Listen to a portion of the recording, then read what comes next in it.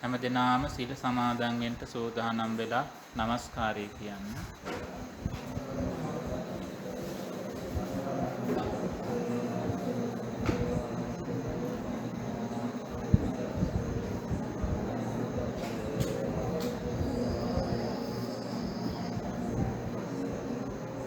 බුද්ධං සරණං ගච්ඡාමි ධම්මං සරණං ගච්ඡාමි සංඝං සරණං ගච්ඡාමි ဒ ුතියම්පි බුද්ධං සරණං ගච්ඡාමි ဒ ුතියම්පි ධම්මං සරණං ගච්ඡාමි ဒ ුතියම්පි සංඝං සරණං ගච්ඡාමි තතියම්පි බුද්ධං සරණං ගච්ඡාමි තතියම්පි ධම්මං සරණං ගච්ඡාමි තතියම්පි සංඝං සරණං ගච්ඡාමි සරණාගමනං සම්පුන්නං පාණාතිපාතා වේරමණී සික්ඛාපදං සමාදියාමි අදින්නාදාන වේරමණී සික්ඛාපදං සමාදියාමි කාමේසු මිච්ඡාචාරා වේරමණී සික්ඛාපදං සමාදියාමි මුසාවාදා වේරමණී සික්ඛාපදං සමාදියාමි පිසුනා වාචා වේරමණී සික්ඛාපදං සමාදියාමි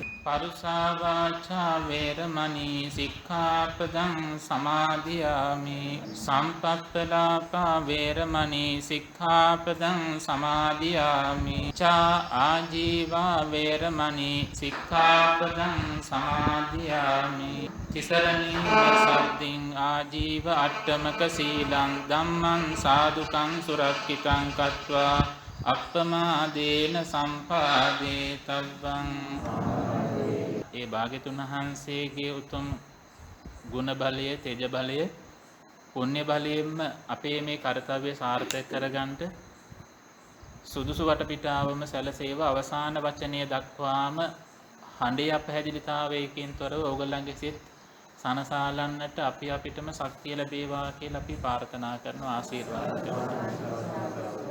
සමන්ත චක්කවාලේසු අත්‍රා ගච්ඡන්තු දේවතා සද්ධම්මං මුනි රාජස් සුනන්තු සග්ග මොක්ඛදං ධම්ම ශ්‍රවණ කාලෝ අයං බදන්තා ධම්ම ශ්‍රවණ කාලෝ අයං බදන්තා ධම්ම ශ්‍රවණ කාලෝ අයං බදන්තා නමෝ තස්ස භගවතු අරහතෝ සම්මා සම්බුද්දස්ස නමෝ තස්ස භගවතු අරහතෝ සම්මා සම්බුද්දස්ස නමෝ තස්ස භගවතු අරහතෝ සම්මා සම්බුද්දස්ස. සේනාසනේ වැඩ සිටින අපගේ ඒ කල්යාණ මිත්‍ර ගරු කටයුතු ධම්මගෝවිද ස්වාමීන් වහන්සේ ඇතුළු මහා සංඝරත්නයන් අවසර පින්වතුනි, දසදහසක් ලෝක ධාතුව කම්පා කරවලා සෝවිසි අසංඛේයයක් සත්වයන්ට නිවෙන්න මඟ කියලා දුන්න ඒ භාග්‍යවත් වූ සම්මා සම්බුදුරජාණන් වහන්සේ නිසයි අපි හැමදෙනාම මේ වෙලාවේ එකතු වුණේ. ඒ භාග්‍යවත් බුදුරජාණන් වහන්සේ මේ එක ගමක් කම්පණයට පත් කරන්න පුළුවන් ශක්තිය තිබ්බ කෙනෙක් නොවේ. ගම් දෙකක් නොවේ. ගම් 100ක් 1000ක් නොවේ. මේ එක ලෝක ධාතුවක් නොවේ. දසදහසක් ලෝක ධාතුවම කම්පා කරවන්නට පුළුවන් ගුණයක් තිබිච්ච උතුමන් වහන්සේ නම. ඒ උතුමන් වහන්සේ නිසයි අපි මේ එකතුනේ කියන කාරණාව මම දැන් ඇහුවොත් එහෙම මේ පින්වතුන්ලාගෙන් ඒ භාග්‍යතුන් වහන්සේ නිසයි අපි මේ එකතුනේ කියලා කෙනෙක් කොහොමද මට ඒකට උත්තර දෙන්නේ? භාග්‍යතුන් වහන්සේ නිසයි අපි මේ එකතු වුණේ කියලා. භාග්‍යතුන් වහන්සේ නිසයි අපි දෙපාර්ශවයේ මෙතන ඉන්නේ කියලා. භාග්‍යතුන් වහන්සේ නිසයි ඔයගොල්ලන්ට අද මේ කන් ටික ඇහෙන්නේ. ඔයගොල්ලන්ගේ ඇස් ටික පේන්නේ. මට මේ විදිහට ධර්ම කාරණා ටිකක් දේශනා කරන්න පුළුවන් වුණේ මගේ බුදුරජාණන් වහන්සේ නිසයි කියලා මම කීවොත් ඔයගොල්ලෝ පිළිගන්නවද නැද්ද? හරි.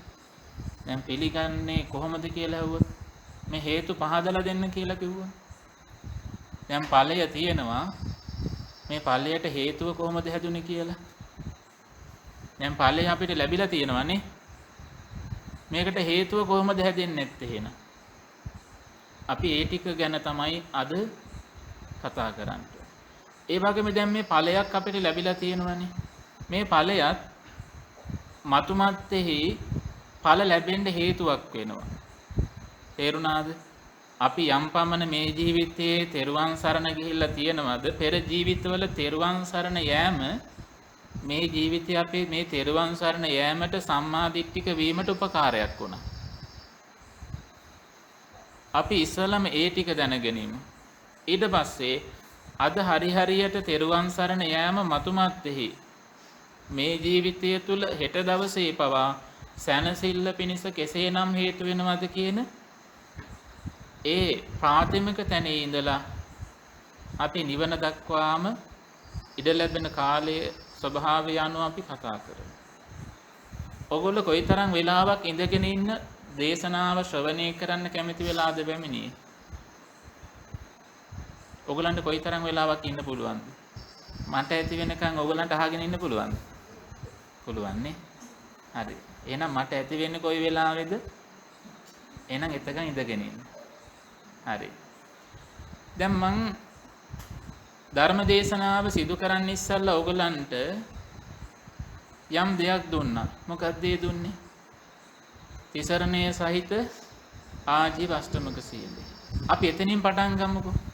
අධ්‍යාපනය ලබන්න ගියත් අපි මොන්ටිසෝරියේ ඉඳලාම යනවනේ නේ. එහෙම ගිහිල්ලා නෙන්නේ. අපි ප්‍රාථමික තැනේ ඉඳලා පටන් ගමු. මේ තිසරණය කියලා කියන්නේ මේකේ සිංහල තේරුම මොකද්ද? බුද්ධං සරණං ගච්ඡාමි කියන එකේ සිංහල තේරුම මොකද්ද? එතකොට ධම්මං සරණං ගච්ඡාමි කියන්නේ? හරි. එහෙනම් සංඝං සරණං ගච්ඡාමි කියන්නේත් ඒක තමයි. මේ සරණං කියලා කියන කුමක් නිසාද සරණං කියලා කියන්නේ? දැන් ඔයගොල්ලෝ සරණ ගිහිල්ලාද ඉන්නේ? මේ කිව්වේ තෙරුවන් නේ.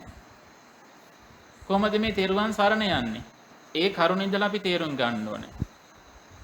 මොකද්ද මේ තෙරුවන් සරණ යනවා කියලා කියන්නේ? තෙරුවන් සරණ යමි කියන එක බොහෝ දෙනා හිතන් ඉන්නේ සිල් සමාදන් වෙන්න ඉස්සෙල්ලා තියෙන එකක් විතරයි කියලා. දැන් අපිට සෑම පින්කමක් ආරම්භයේදී සිල් සමාදන් කළේ නැත්නම් ඒක අඩුවක් වගේ ඕගලන්ට දැනෙනවා. තිසරණයේ සහිත ආජීවශ්‍රමක සීලය සමාදන් කළේ නැත්නම් ඒක අඩුවක් වගේ දැනෙනවා. හැබැයි අපිට බොහෝ තැන්වල වැරදිච්ච තැන් තියෙනවා, මුලා වෙච්ච තැන් තියෙනවා. ඒ නිසා අපි එතන ඉඳලා හදාගමු. හරි. ඉස්සල්ලාම මේ සරණ කියන එක ගැන තේරුම් ගන්න. දැන් මේ වෙලාවේ මහා හයියෙන් වැස්සොත් අපි තෙමෙනවද නැද්ද? ඇයි තෙමෙන්නේ නැත්තේ? වහලයක් තියෙනවා. දැන් මෙතන ඕගොල්ලන්ට ඉඳගෙන ඉන්න මොකද්ද තියෙන්නේ? පොළවක් තියෙනවා, පැදුරක් තියෙනවා. එතකොට නොතෙමී ඉන්න අපිට මේ වහල මොකක්ද උනේ? පිහිටක් වුණා, උපකාරයක් වුණා, ආධාරයක් වුණානේ. දැන් ඕගොල්ලෝ මැදට වෙලා හිටියට මේ කට්ටියක් වටේට තාප්ප වලට හේතු වෙලා ඉන්නවනේ, කණු වලට හේතු වෙලා ඉන්නවනේ. එතකොට ඒගොල්ලන්ට ඒ කණු ටික තාප්ප ටික මොකද්ද වෙලා තියෙන්නේ? පිහිට වෙලා, උපකාර වෙලා, ආධාර වෙලා. නිදා ගන්නද? සමහරක් අය නිදා ගන්නවා. නමුත් ඉඳගෙන ඉන්න තමයි මේ තාප්ප හරි එතකොට කණු ටික හරි උදව් කරගත්තේ. දැන් මේ පුටුවල ඉන්න අම්මලට පුටුව මොකක්ද ඒගොල්ලන්ට උනේ එතකොට? උපකාර වුණා, ආධාර වුණා, පිහිට වුණා. එතකොට මේ සරණ වීමක් නෙවෙලා තියෙන්නේ නේද? දැන් අපිට මේ වහලේ පිළිසරණ වෙලා තියෙන නොතෙමේ ඉන්න. එතකොට මේ බිම, මේ පැදුරු, මේ කණු මේ තාප්ප අපිට මේ වෙලාවේ මේ කාර්යය කරගන්න පිහිට වෙලා උපකාර වෙලා ආධාර වෙලා නැත්නම් අපිට පිළිසරණ වීමක් සරණ වීමක් වෙලා තියෙනවා. හරි දැන් අපි ඒක පැහැදිලි කරගත්තා.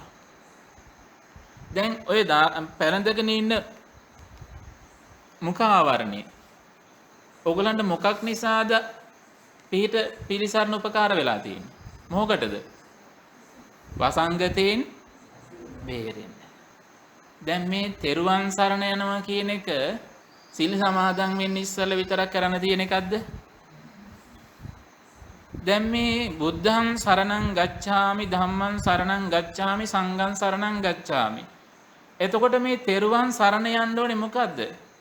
කොරෝනා හින්දාද? එහෙනම් පින්කම කරන හින්දාද? එහෙනම් මොකටද? දැන් තෙරුවන් සරණ යන්න ඕනේ මොකටද අපි? මොකද තෙරුවන් සරණ යන්න තරම් තියෙන උවමනාව. දැන් බලනකොට දැනගෙන නෙමෙයිනේ ගිහිල්ලා තියෙන්නේ. දැනගන්න නැතුව ගියොත් කොහෙද යන්නේ? නොදැන ගියොත් කොහෙද? දැනගෙන ගියොත්? ඒක දන්නවනේ. දැන් එතකොට නොදැන නේද තෙරුවන් සරණ ගිහිල්ලා තියෙන්නේ. මොකටද තෙරුවන් සරණ යා යුත්තේ අපි? මේ ත්‍රිවිධ රත්නය සරණ ගියාම අපිට ලැබෙන ප්‍රතිලාභය මොකද්ද? දැන් ඔහම හරි බැරි ගහලා ඉඳගත්තට දැන් නවාගෙන හිටපු කකුල් ටික ටික දිගහරිනවනේ.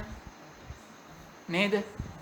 දැන් කොන්ද එහාට මෙහාට අඹරනවා ඇයි ඉන්න අපහසුයි. එහාට හැරෙනවා මෙහාට හැරෙනවා. නිදිමත එනකොට ඇස් දෙක පොඩි කරනවා. ඒකින්දලා ගත්තාම දැන් ඔයගොල්ලෝ මේ හැමදාම ওই විදිහට ඉන්නවද? ওই වයසේ ඉන්නවද? නෑනේ. ඔයගොල්ලන්ට කිසිම ලෙඩක් නැද්ද? තියෙනවනේ. ඔයගොල්ලන්ගේ ගෙවල් වල කවුරුවත් මැරිලා නැද්ද? ඔයගොල්ලන් කැමති අය දාලා ගිහිල්ලා නැද්ද? ඔයගොල්ලෝ අකමැති අය ඔයගොල්ලන්ට ලං වෙලා නැද්ද? ඔයගොල්ලෝ කවදාකවත් හඬලා දොඩලා වැඩිපිලා නැද්ද? තියෙනවනේ. දැන් ආයෙව වෙන්නේ නැද්ද? මොනවද මේ? එක්කෙනෙකුට විතරයි ඒ ටික දුකක් වෙලා තියෙන්නේ. අනිත්‍යයට දුකක් නෙමෙයිද? මේ ජාති ජරා ව්‍යාධි මරණ ශෝක පරිදේව දුක්ඛ දෝමනස්සාය ආදී විදියට මේ සඳහන් කරපු මේ දේවල් සැපද දුකද? එතකොට මේ දුක කියලා කියපු එකයි මේ තෙරුවන් කියන එක අතර සම්බන්ධය මොකද්ද? දැන් දුකක් කියලා තියෙනවා. දැන් ලෙඩක් තියෙනවා. ලෙඩේට අපි ලෙඩේ තියාගෙන ඉන්න කැමතිද?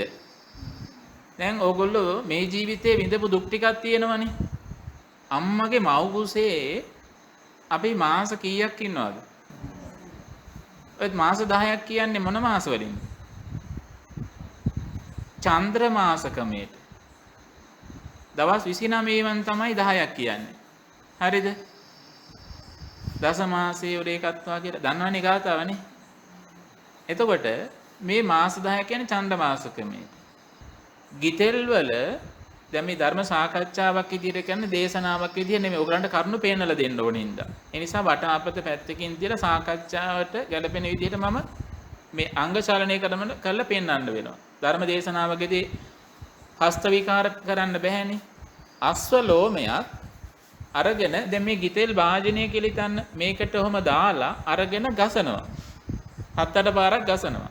ඊට පස්සේ මේ අස්වලෝමේ යම් විදිහකට තියෙනවා නම් ගිතෙල් ගතියක් දිස්සන ගතියක ස්වභාවයක් අන්න ඒ වගේ තමයි කියන මව්කුසේ පිළිසිඳගත් ෂනේ අපි ඉන්න අවස්ථාව.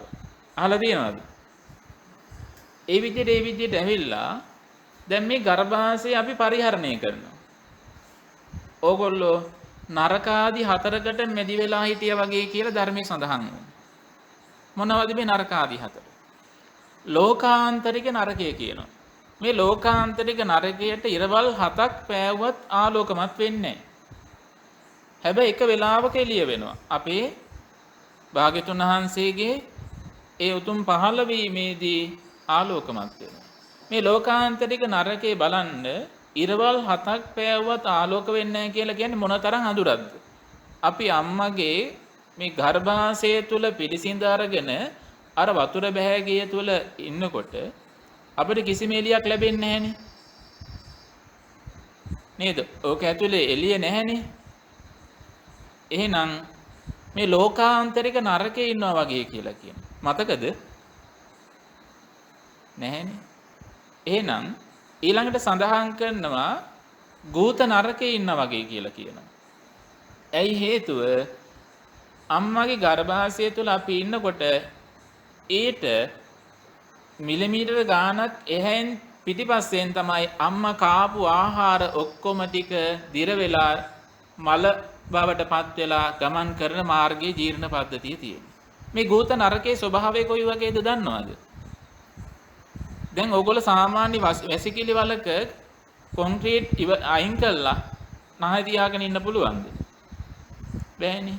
අපි පිට කරන මල පහපම අපිට දුර්ගන්ධ වෙන අවස්ථා තියෙනවනේ. අම්මා මේ ගන්න ආහාර බැහැර වෙලා යනකොට මේ ගූත නරකයේ තියෙන වගේ කියලා කියන්නේ මොකද? ගූත නරකේ ඉඳලා මෙතනින් අපි මේ ඉන්න තැන ඉඳලා යොදුන් 15000න් 15000ට තියෙනවා සංජීවය, කාලසූත්‍රය, සංඝාත, රෞරව, මහා රෞරව, තාප, ප්‍රතාප, අවීචි කියලා අටමහා නරකේ පවතිනවා. ඒ අටමහා නරකයේත් එක නරකයකට ඔසුපත් නරක එක පැත්තට හතර ගානේ හතර දිශාවට 16ක් තියෙනවා. එතකොට එකකට 16 ගානේ 8ට කීයක්ද? 16 වරක් 8 128යි. ප්‍රධාන 8යි 136ක් තියෙනවා. මේ 136ක් වූ නරක ආදී වලින් එකක් තමයි මේ ගූත නරකය කියන්නේ. මේ ගූත නරකයේ ස්වභාවය තමයි ගූත නරකයේ මේ ලෝහ බැම්මෙන්, ඒ කියන්නේ යකඩ බැම්මෙන් එහා පැත්තේ තියෙන යොදුන් 100ක් ඈතට මේ අසුචියේ ගඳ දැනෙනවා කියන අපි කියන්නේ ඉහමුල කඩාගෙන යන ගඳක් කියලා. අන්න ඒ වගේ මේ අසුචි වල දුර්ගන්ධය නිසා මේ නිරිසත්වයාගේ අවයව පවා සුවන විසුණුලා යන්න තරම් පීඩනයක් දැනෙනවා කියනවා. දැන් එතකොට අපි අම්මාගේ ගර්භාෂය තුල හිටියා කියන එකත් මේ සැපසහිත කාලයක් නෙවෙයි. මතුමත්තටත් අපිට ගර්භාෂයක ප්‍රතිසන්දි ලැබෙනවා නම් මව් කුසයක පිරිසිඳ ගන්නව නම් ওই දුකම විඳින්න වෙනවා. ඊළඟට සඳහන් කරනවා සීත නරකේ ඉන්න වගේ කියනවා. මේ සීත නරකේ ස්වභාවය තමයි අර වගේ යොදුන් 100ක් ඈතට මේ සිවිය පුපුරලා මස පුපුරලා මේ සිවි සම්මස් නහර ඔක්කොම පුපුරලා ඇටකටු පිපිරලා යන තක්වා මේ සීත නරකේ සීතල තදින් දැනෙනවා කියනවා. එහෙනම් අම්මා සීතල ආහාරයක් ගත්තොත් අපිට ওই දේ වෙනවා. ඒ නිසානේ අම්මලට අධික සීතල ආහාර ගන්න අම්මලා දෙන්නේ නැත්තේ. ආහා ළමයාට ඕක හොඳ නැහැ සීතල දේවල් ඔහම ගන්න එපා කියනවා. එහෙම කියනවා නේද අම්මේ? ඒකනේ. ඊළඟට උෂ්ණ දේවල් ගන්නකොට කිහිරි අඟුරු නරකේ ඉන්න වගේ කියනවා. ඇයි? ඒ ගිනිගෙන දැවෙන්නා වූ මේ කිහිරි අඟුරු නරකේ ගින්දරට යොදුන් 100ක් ඈත හිටියත් සිවි සම්මස් නහර ඔක්කොම පිච්චිලා අලු වෙලා යන තරමට දැනෙනවා කියනවා. අම්මා උෂ්ණ දෙයක් ගත්තත් දරුවට ඒක වෙනවා. ඒ නිසා දැන් නරකාදී කීයක් කිව්වද? ගූත නරකය කිව්වා. මුලින්ම කිව්වා ලෝකාන්තරික නරකය, ඊට පස්සේ කිව්වා ගූත නරකය, සීත නරකය, කිහිරි අඟුරු නරකය, නරකාදී 4ක් ගැන කිව්වා. ඒ වගේ නරකාදී 4කට මැදි වෙලා හිටියා වගේ තමයි කියනවා අපි මේ ජාති දුක තුළ මේ ගබ්බ පරිහරණ දුක්ඛය. මේකට කියන ගබ්බ පරිහරණ දුක්ඛය. ගර්භාෂය පරිහරණය කිරීම දුක. දැන් ඔහොම ඉන්නකොට අපි මව් කුසයෙන් ගබ්බ නික්කාන්ති දුක්ඛයටපත් වෙනකොට මව් කුසයෙන් මෙලොව එළිය දකින්නකොට ඒ විතරක් නෙමෙයිනේ අපි ගර්භාෂය තුළ මේ පරිහරණය කරනකොට අපි නිකන් ඉන්නේ එහාට මෙහාට හැරෙනවා. බෝසතාණන් වහන්සේ විතරයි පළඟක් බැඳගෙන හරියට ධාතු කරඬුවක ධාතුන් වහන්සේ නමක් තැන්පත් කරලා තියෙනවා වගේ වැඩ ඉන්නේ. අපි එහෙම්මම රවුමක් කැරකෙනවා. එහෙම කැරකෙනකොට මොකද වෙන්නේ? බැලුමක් පුම්බනකොට මොකද වෙන්නේ? බැලුමේ මුල් අවස්ථාවේ තියෙන පාට නෙමෙයි ටිකක් පිම්බිලා යනකොට ඔයගොල්ලෝ දැකලා තියෙනව නේද? පොඩ්ඩක් ඒක වර්ණ ගතිය අඩු වෙනවා. ඒ වගේ අපි හැදෙනකොට අම්මගේ ශරීරය තුළින් ඉඩ හදලා දෙන්නේ. මේ ශරීර අවයවයන් තෙරපියෙන් මේ දේවල් වෙනවා. ඔය අම්මලාගේ කකුල් ඉදිමිලා නේ. ඇඟේ නිකන් නොදැක්ක විදිහට තෙහෙට්ටු පීඩා ගති. කොඳු ඇට පෙලේ කැක්කුම් වේදනා නිතර වෙන ගති. අපි බලන්නකො මව කුසේ ඉන්න කාලේ ඉඳලා අම්මට වද දීලා තියෙනවනේ. අම්මට ඕන හැටියට දුව ගන්න බෑ, ඇවිද ගන්න බෑ. තව කෙනෙක්ගේ වාරු ඕනේ වයසට යන්නෙත් නැතුව. එතකොට අපි මෙලවට බිහි වෙන්න යනකොට අපිත් දුක් විඳ අම්මත් දුක් විඳලා තියෙනවා. හැබැයි අම්මට ඕක දුක ගැන හිතෙන්නේ නැහැ. මං අම්මා කෙනෙක් වෙන්න යනවනේ කියලා සතුට තියෙන්නේ. ආයෙ දරුවෙක් හම්බෙන්න ගියා ඒත් ඒ සතුටමයි. අපි ආච්චිලට අවුරුදු ළමයි 10 12 හම්බුණත් ඕක දුකක් කියලා හිතෙන්නේ නැහැ. තව දරුවෙක් පවුලට එකතු වෙනවනේ කියලා. එතකොට සමහරක් වෙලාවට කියනවා මොකද්ද? මේ ගෙදර පොඩි එකෙක් කෑ ගහනකොට පුදුම ලස්සනක් එළියක් තියෙන්නේ කියලා හැම කියනවා. ඒ වගේ අර දුකම කැමැති වෙලා දුකටම වටපිටා හේතු හදාගන්න ජීවිත තියෙනවා. මේ සඳහන් කළේ අම්මත් දරුවත් මරණාසන්න බය ස්වභාවයකට පත් වෙන්න හේතු වෙන වටපිටාවක නේද මෙලොවට බිහි වෙන්නේ. අද නම් මේ සත්කම් තිබුණට ඒ කාලේ බලන්න දරුවා බිහි වෙන්න යනකොට එක්ක අම්මා නැති වෙනවා නැත්නම් දරුවා නැති වෙනවා. එතකොට මේ වගේ මේ දුක් ගොඩවල් තියෙනවා. ජරාවටපත් වීම. අපි ජරාවටපත් වෙන්නේ කොයි කාලෙද? ජරාවට කියන්නේ දිර දිර යෑමටපත් වෙන්නේ කොයි කාලෙද? අවුරුදු 40 වෙනට පස්සේ. එහෙනම් ගර්භාෂයේ පිළිසිඳ ගැනීම ෂණී ඉඳලා දිර දිර යෑමටපත් වෙනවා. හැබැයි ඒ වැඩෙන ස්වභාවයත් එක්ක බොහෝ දිනාට ඒක ප්‍රකට වෙන්නේ නැහැ. මෙතන කවුරුත් ඉන්නවද ලෙඩක් නැති කෙනෙක්? එන ඔක්කොට මොකක් හරි ලෙඩක් තියෙනවනේ. දවසක් අපේ නාවේනේ ලොකු ස්වාමීන් වහන්සේගේ ගුරු දේවයන් වහන්සේ මාතර ශ්‍රී ඥානාරාම ලොකු ස්වාමීන් වහන්සේ මීතිරිකර නිස්සරණ වණේ ඉන්නකොට වැඩ ඉන්න වෙලාවේ ගිලන් හලක් තියෙනවා. මේ ගිලන් හලට එනවා ආයුර්වේද මහත්වරු බෙහෙත් දෙන්න. සියලු ස්වාමීන් වහන්සේලා පරීක්ෂා කරගෙන සෙමට ඒ වගේම බඩ වේලුම් ගතියට ඔයාලට බෙහෙත් එමෙ අරගන්නවා. ලොකු ස්වාමීන් වහන්සේ දැන් මාතර ලොකු ස්වාමීන් වහන්සේ සක්මන් කරන ගමන් එතනින් එක ස්වාමීන් වහන්සේ නමක් වඩිනවලු එහාට. ඇයි ඔය නම යන්නේ නැද්ද බෙහෙත් යන්නේ? අහලා තියෙනවා. නෑ මට ලෙඩක් නෑනේ. ඒක තමයි නම ලෙඩේ කිව්වලු. ඒ කියන්නේ එතකොට තමන්ට ලෙඩක් නෑ කියලා හිතනවා නම් ඒකත් ලෙඩක්. ඇයි? තමන්ට නිරෝගී භාවය තියෙනමයි කියලා ඒක ලොකුවට හිතට ගන්නවා නම් ඒකත් මේ මානසික වශයෙන් හට ගන්නා මාන ස්වභාවයකට හේතුවක්. අනික මේ ලෝකේ හොඳ කරන්න බැරි ලෙඩක් තියෙනවා. කවදාවත් හොඳ කරලා සම්පූර්ණ කරන්න බැරි ලෙඩක් තියෙනවා. මොකද්ද? අද දවල්ත් ඔයගොල්ලෝ ඒකට පිළියම් යදුවා. උදේත් යදුවා. රැයටත් සමහරකට පිළියම් යොදාගෙන දැන් ටිකට ඉස්සෙල්ලා පිළියමක් කළානේ ඒකට తాවකාලික. මොකද්ද? බඩගින්න. jigaccha paramaroga. දැන් එතකොට ලෙඩ නැති කවුරුත් ඉන්නවද? මට ඉහෙන් බහින් ලෙඩක් නැහැ කියනවා. ඔය බඩේ ලෙඩේ තියෙනවනේ. නේද? ඒක ගින්නක්. ඒක ලෙඩක් කියන්නේත් නැහනේ. එහෙනම් දැන් ජාති ජරා ව්‍යාධි ඒ කිව්වා. ඊළඟට මේ සංවේග වස්තු වලින් කතා කළොත් එමෙ ඊට පස්සේ අපාය ගැන තියෙනවා. විහිළුවට බොරුවක් කියව නැති අතුස්සන්න බලන්න. අප්පේල පළවෙනිද කවද්ද මොකද්ද ඒක විශේෂ? කාගේ දවස කියන්නේ නැහනේ. දන්නවද යමෙක් විහිළුවට හෝ කීඩා පිණිස හෝ බොරු කියමින් ඇවිදිනවද යම් ක්‍රියාවකට විහිළුවකට හරි බොරු කිව්වද අවුරුදු 20 වලක් තියෙනවනේ හොඳම බොරුව කියලා. හස්සාදිප්පාය කියලා උසුපත් නරකයක් තියෙනවා. යමෙක් විහිළුවට හෝ කීඩා පිණිස හෝ බොරු කිව්වද මේ හස්සාදිප්පාය කියන උසුපත් නරකේ උපදිනවා. ඒ නිසා ආයි කියන්න එපා. ඊළඟට සාමාන්‍යයෙන් කියන බොරු ඒක සඳහන් කරනවා තම දෙමව්පියන්ට ගුරුවරුන්ට ඒ වගේම ස්වාමින් වහන්සේලාට දුගී මගී යාචකයන්ට යමෙක් බොරු කියනවද? හරිද? දැන් අම්මලා තාත්තලාට බොරු කියන අවස්ථා තියෙනවා. ස්වාමින් වහන්සේලාට දුගී මගී යාචකයන්ට ගුරුවරුන්ට නේද? දැන් වාර්තා පොත්වල ලියලා යන ළමයා අසනීපයක් නිසා ආවේ නැහැ. නමුත් එක්ක කොහේ හරි පාටි එකට හරි කොහේ හරි ගිහිල්ලානේ. එතන දෙමව්පිය ගුරුවරු රවට්ටනවනේ. එක්ක අමතර පන්තියකට යවනවා මේ උනාට හරි වෙන දෙයකට හේතුවක් කියලා. ඒවත් රැවටීම තමයි දාලා වෙන්නේ. මෙතනින් යොදුන් 30000ක් යට ගියාම තියෙනවා අපේ අවුරුදු වලින් 3 කෝටි 60 ලක්ෂයක් එක දවසක් වෙන. කීයක්ද? අපේ අවුරුදු වලින් 3 කෝටි 60 ලක්ෂයක් එක දවසක් වෙන. අපේ අවුරුදු වලින් 3 කෝටි 60 ලක්ෂයක් එක දවසයි ඒ වගේ 365ක් අවුරුද්දයි. අපිට 365ක් නේ අවුරුද්දක් වෙන්නේ නේද? පැය 24 ඒවා. 3 කෝටි 60 ලක්ෂයක් එක දවසක් වෙන. ඒක වැඩි කරන්න ඕනේ 365. එතකොට අවුරුද්දක් වෙනවා. එවැනි අවුරුදු 1000ක් ආයුෂ තියෙන කාල සූත්‍රය කියන මේ මහා නරකේ උපදිනවා. කවුද උපදින්නේ? ස්වාමීන් වහන්සේලාට, දෙමව්පියන්ට, ගුරුවරුන්ට, දුගී මගී යාචකයන්ට බොරු කියන අය.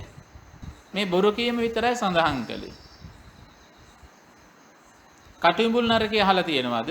මේ කටුඹුල් නරකේ උපදින්නට හේතු වෙන්නේ වැරදි කාමසේවනයේ යෙදෙන ස්ත්‍රී අය සහ පුරුෂ අය. මේ කටුඹුල් ගහ කොච්චර උසයිද? මේ කටුඹුල් ගහ උසයි බඹ 1000ක්. ඒ කියන්නේ අඩි වශයෙන් අඩි 6000ක් උසයි. මේකේ කටු කොච්චරක් දිගද? මේ එක කටුවක් අඟල් 16ක් දිගයි. මේ ධර්මයේ සඳහන් වෙන දේ. මෙහි උපදිනවා වැරදි කාමසේවනයේ යෙදිච්ච කාන්තාවක්. එයාට පහර දෙනවා තල්ගස් තරම් වෙන පොළු වලින් පහර දෙනවා යමපල්ලන්. එතකොට මෙයා මේ ගහට නගින්න යනවා. ගහට නගිනකොට කටු තියෙන්නේ මේ පැත්තට. දැන් මොකද වෙන්නේ? නගිනකොට කටු වලට සිවි සම්මස් නහර ඔක්කොම තුවාල වෙලා පල්ලෙහාට කෑලි කෑලි වැටෙනවා. නමුත් ආයි වැවෙනවා. දැන් මෙතනම උපති ලැබනවා වැරදි කාමසේවන ඉදිච්ච පිරිමි කෙනෙක්. එයාටත් ඒ දුකම හම්බ වෙනවා. උඩට නගිනවා. දැන් බලන්න කොයිතරම් කාමසේවනයේ තියෙන අත්හැර ගන්න බැරි ගතියට හේතුවක්ද කියලා පුරුදු වුණාම කාන්තාව උඩට යනකොට කවි ගායනාවක් කරන කවියක් කියනවා. මේ පුරුෂයාට හිතනවා මේ හඬ මේ කාන්තාවකගේ හඬ ඈත් එක්ක ඇඟැලුම්කමක් ඇති කරගන්න ඕනයි කියලා. පුරුෂයා මොකද කරන්නේ? ඊතා වේගෙන් නගින්න ගන්නවා. එතකොට වේගෙන් අර විපාකේ තවත් බලවත් වෙන්න ගන්නවා. දැන් උඩට ගිහිල්ලා අර බඹ 1000ම ගියාට පස්සේ බහිනව අනිත් පැත්තෙන්. අනිත් පැත්තෙන් බහිනට එහෙ කටු තියෙන්නේ මේ පැත්තට. නගිනකොට තිබේ පල්ලෙහා පැත්තට, බහිනකොට තියෙන කට උඩ පැත්තට. පල්ලෙහාටම බැස්සට පස්සේ ආයි මොකද කරන්නේ? ආයි පහර දෙනවා මේ නිරි සත්වයන්ට යමපල්ලන්. කල්ප ගානක් දුක් විඳලා ආවත් මනුස්ස ලෝකෙට ඇවිල්ලා ස්ත්‍රීත් නොවන පුරුෂයනුත් නොවන ස්ත්‍රී භාවාදී පුරුෂ භාවාදී ලැබුණත් ඒවත් ලෙඩ දුක් වෙලා මේ එපා වෙන විදියට ඒ වගේ ජීවිත ලබනවා. සුරාව ගැනත් මං කියන්න. පිළිවෙලට ශික්ෂාපද නොකියුවට ඒ ගැන සඳහන් කරන්න. යම් කිසි කෙනෙක් මත්වීමට හේතු වෙන ස්වාමින් වහන්සේ නමක් හෝ වේවා විතට ගන්නව නම් දුම්කල කෑල්ලක් මේ දුම්කල කෑල්ලට වැඩිපුර හොඳට තිබොත් විත ටිකක් අමුතු ස්වභාවයක් දැන අමුතු එකක් අමුතු ගතියක් තියෙනවා. එහෙම කියලා හිතලා ඒ වගේම අරිෂ්ඨ හරි මාත්‍රාව ඉක්මවලා ගත්තා නම් පොඩ්ඩක් වැඩිපුර අර මත් ගතියට කැමැත්තෙන් අරිෂ්ඨ හෝ දුම්කල හෝ ගත්ත සාමාන්‍ය විතරක් වළඳනකොට නෙවෙයි ඒ විතෙන් ඇති වෙන මත් ගතියක් බලාපොරොත්තු වෙන දුම්කල ගත්තා නම් හරිද? විතෙන් ඇති වෙන මත් ගතියට කැමති වෙලා දුම්කල ගත්තා. මත් වීමේ අපේක්ෂාවෙන් අරිෂ්ඨ හරි ගත්තොත් ඒකත් අයිති වෙනවා. ඒ නිසා ඊළඟට සඳහන් කරන මත් වීමට හේතු වෙන්නා වූ ඕනම දෙයක් කවුරු හරි කෙනෙක් ගන්නවද? ඒ අය උපදිනවා වසිතග්ගී කියලා උසුපත් නරකේ. මේ නරක ආදී උපදී ලබන්නා වූ සත්වයාගේ උස ප්‍රමාණය ශරීරයේ යොදුන් 89ක් උසයි. කීයක් උසයිද? යොදුන් 89ක් උසයි. යොදුනක් කියන්නේ සතපුම් 16ක් වෙනවා. මෙයාට එදාට ලැබෙන්නේ කටක් නෙමෙයි හොටක්. මේ හොට යොදුන් 25ක් දිගයි. කීයද? යොදුන් 25යි. හැබැයි මේ යොදුන් 25 දිග හොටේ ඇතුළේ තියෙන දිව යොදුන් 7ක් පමණයි. ඒතර 18ක්ම හොටයි. බඩගිනි කියනකොට ලෝදිය කැට යමපල්ලම් මොකද කරන්නේ? කැට අඬු වලින් අල්ලලා පොවනවා, කවනවා. දිව පිච්චෙලා, ගලනාල මේ ඔක්කොම පිච්චෙලා, මල මුත්‍ර මාර්ගත් පිච්චිලා තමයි බැහැර වෙන්නේ. පිපාසයි කියන ලෝදිය වතුර පොවනවා. ඒත් අර විදිහට පිච්චෙලා යනවා.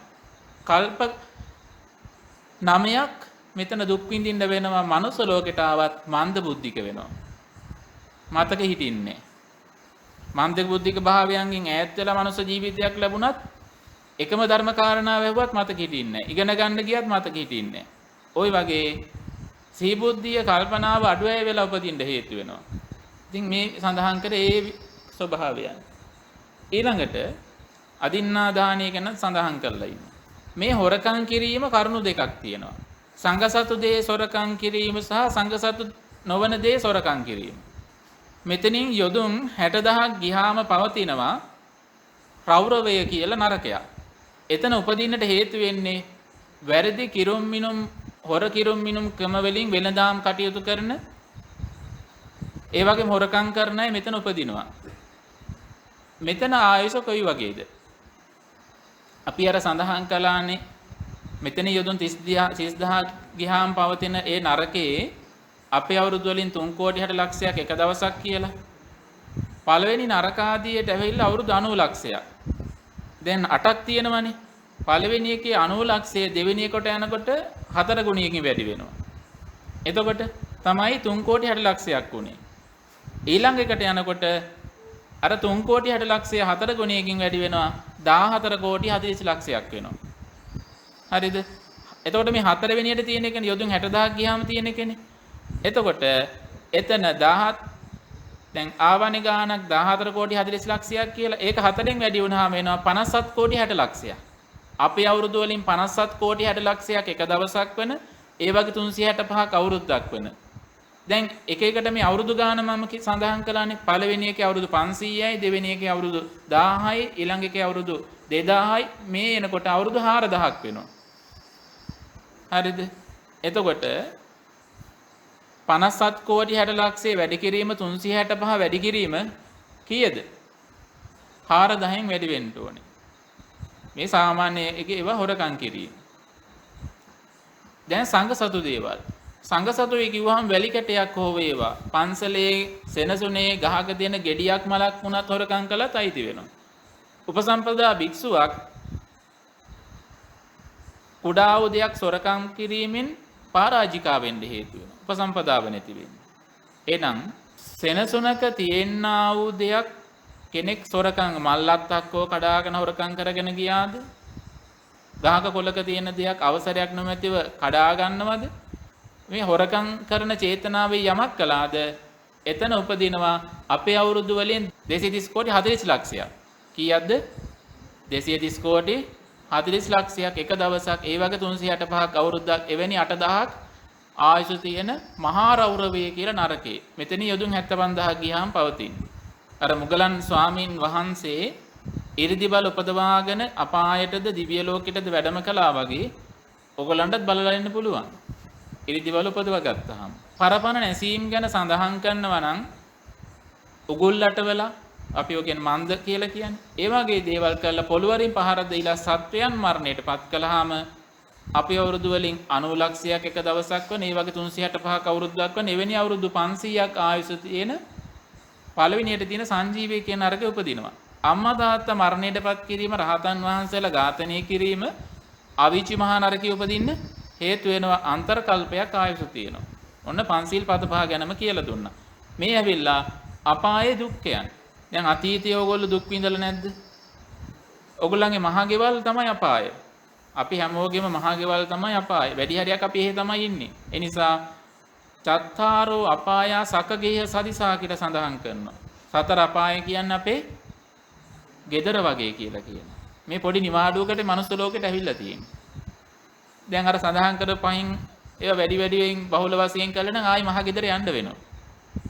කොයි වෙලාවෙ යන්න වෙයිද දන්නේ නැද? ගෙදර යනකොට යන්න වෙයිද දන්නේත් නැහැ. ඒ නිසා මේ පංචශීලයේ කියන එක පින්කමක් කරන්න ඉස්සලා සමාදන් වෙන්න ඕන එකක්ද? එහෙනම් හැම වෙලාවෙම තියෙන්න ඕන එකක්. දැන් මේ වගේ මේ දුක් ගැන සඳහන් කළා. ඔයගොල්ලෝ හම්බ කරන්නේ මොනවා කරන්නද? කන්න බොන්න ජීවත් වෙන්න දරුවන්ට දෙන්නනේ.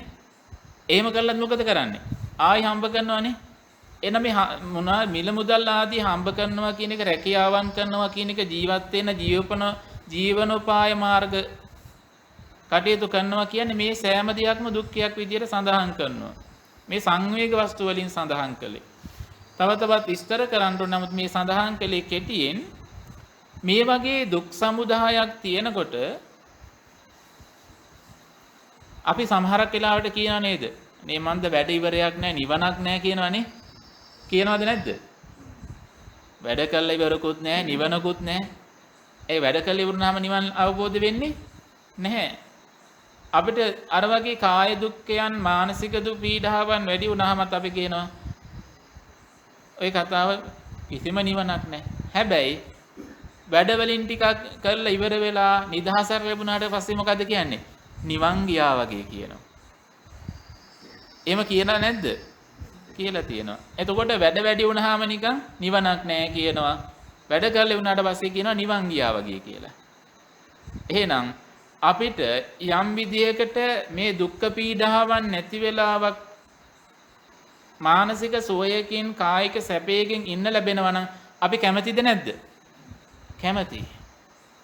එහෙනම් අපිට දැන් ලෙඩක් තියෙනවා. ඒ කියන්නේ අපිට දැන් දුකක් කියලා දෙයක් තියෙනවනේ නේ. මේ දුකක් කියලා දෙයක් තියෙනවා. අපි කැමතියි දුක නැති තැනකට. කැමතිද නැද්ද? ඔයගොල්ලෝ දුක් විඳ විඳ ඉන්නද කැමති? දැන් දුකෙන් ඈතර වෙන්න කැමති අය උස්සන්න බලන්න. හරි පල්ලෙහා දාගන්න. දැන් එහෙනම් අපිට දුකක් කියලා දෙයක් තියෙනවා. මේ දුක්ඛ සත්‍යය අපි දන්නවා. එහෙනම් ඒ දුකට හේතුව මොකක්ද කියලා මේ භව ගමනේ භවයට හේතු වුණා මේ තෘෂ්ණා ආදී මූලික ධර්මයන් අපි දන්නවා. එහෙනම් අපිට මේ දුකින් ඈතර වීමක් අවශ්‍යයි. ඒ කියන්නේ නිවන අවශ්‍යයි. නිවන් මගටපත් වෙන්න නම් අපිට කොහෙද පිළිසරණ තියෙන්නේ? කොහෙද අපිට පිහිට තියෙන්නේ? කොහෙද තියෙන්නේ? නිවන් මඟ සාක්ෂාත් කරගන්න යන්න නම් අපිට පිහිට පිළිසරණ කොහෙද තියෙන්නේ? අන්න තෙරුවන් ගාව තමයි අපිට පිහිට පිළිසරණ තියෙන්නේ. කොහොමද බුදුරජාණන් වහන්සේ මට දුකෙන් ඈතර වෙන්න පිහිට වෙන්නේ? දැන් බලනකොට එහෙනම් මෙච්චර කල් බුද්ධං සරණං ගච්ඡාමි කියලා ගිරව් කියන්න වගේ කියලා තියෙනවා. දැන් භාග්‍යතුන් වහන්සේ මේ ඉපදීම මේ වගේ දුක් සහිත වූ දෙයක් කියලා කිව්වේ නැත්නම් අපි මොකද කරන්නේ? අපිට ඕක වටහා ගන්න බෑනේ නේද? භාග්‍යතුන් වහන්සේ මේ දුකයි කියලා මේක පෙන්ලා දුන්නේ නැත්නම් අපි මොකද කරන්නේ? මේ දුකටම කැමති වෙවි දුකටම හේතු හදා ඉන්නවා. අපි යම් විදිහකට මේක දුකක් කියලා තේරුම් ගත්තොත් අපිට මිදෙන්න තැනක් හොයාගන්න විදිහක් නැහැ. එහෙනම් භාග්‍යතුන් වහන්සේ නේද මට මේ දුක පෙන්වලා දුන්න කෙනා? භාග්‍යතුන් වහන්සේ නේද මට මේ දුකෙන් මිදෙන්න මාර්ගය පෙන්වලා දුන්න කෙනා? භාග්‍යතුන් වහන්සේ පෙන්වලා දුන්නේ නැත්නම් අඩු ගානේ මීගිය ඥාතීන් අරමුණු කරගෙන අපි දානයක් දීලා පින් අනුමෝදන් කරයිද? එහෙනම් අපි මොකද්ද කරන්නේ? මලයකුන් පුදයි. සත්තු ගෙනහැල්ලා බිලි පූජාවන් තියයි. මොකක් හරි දෙයක් වුණාම කිරි කොරහනට ඒ වගේ දේවල් කරයි. නේ? බිලි පූජාවන් යදුම් ওই දේවල් කර කර ඉඳී. එහෙනම් අඩු ගානේ දැන් අසනීපයක් අපහසුකමක් ඇති වුණාම පිරිත් ටිකක් හරි කියාගන්න බුදුරජාණන් වහන්සේ අපිට ලැබුණ නිසා නේද?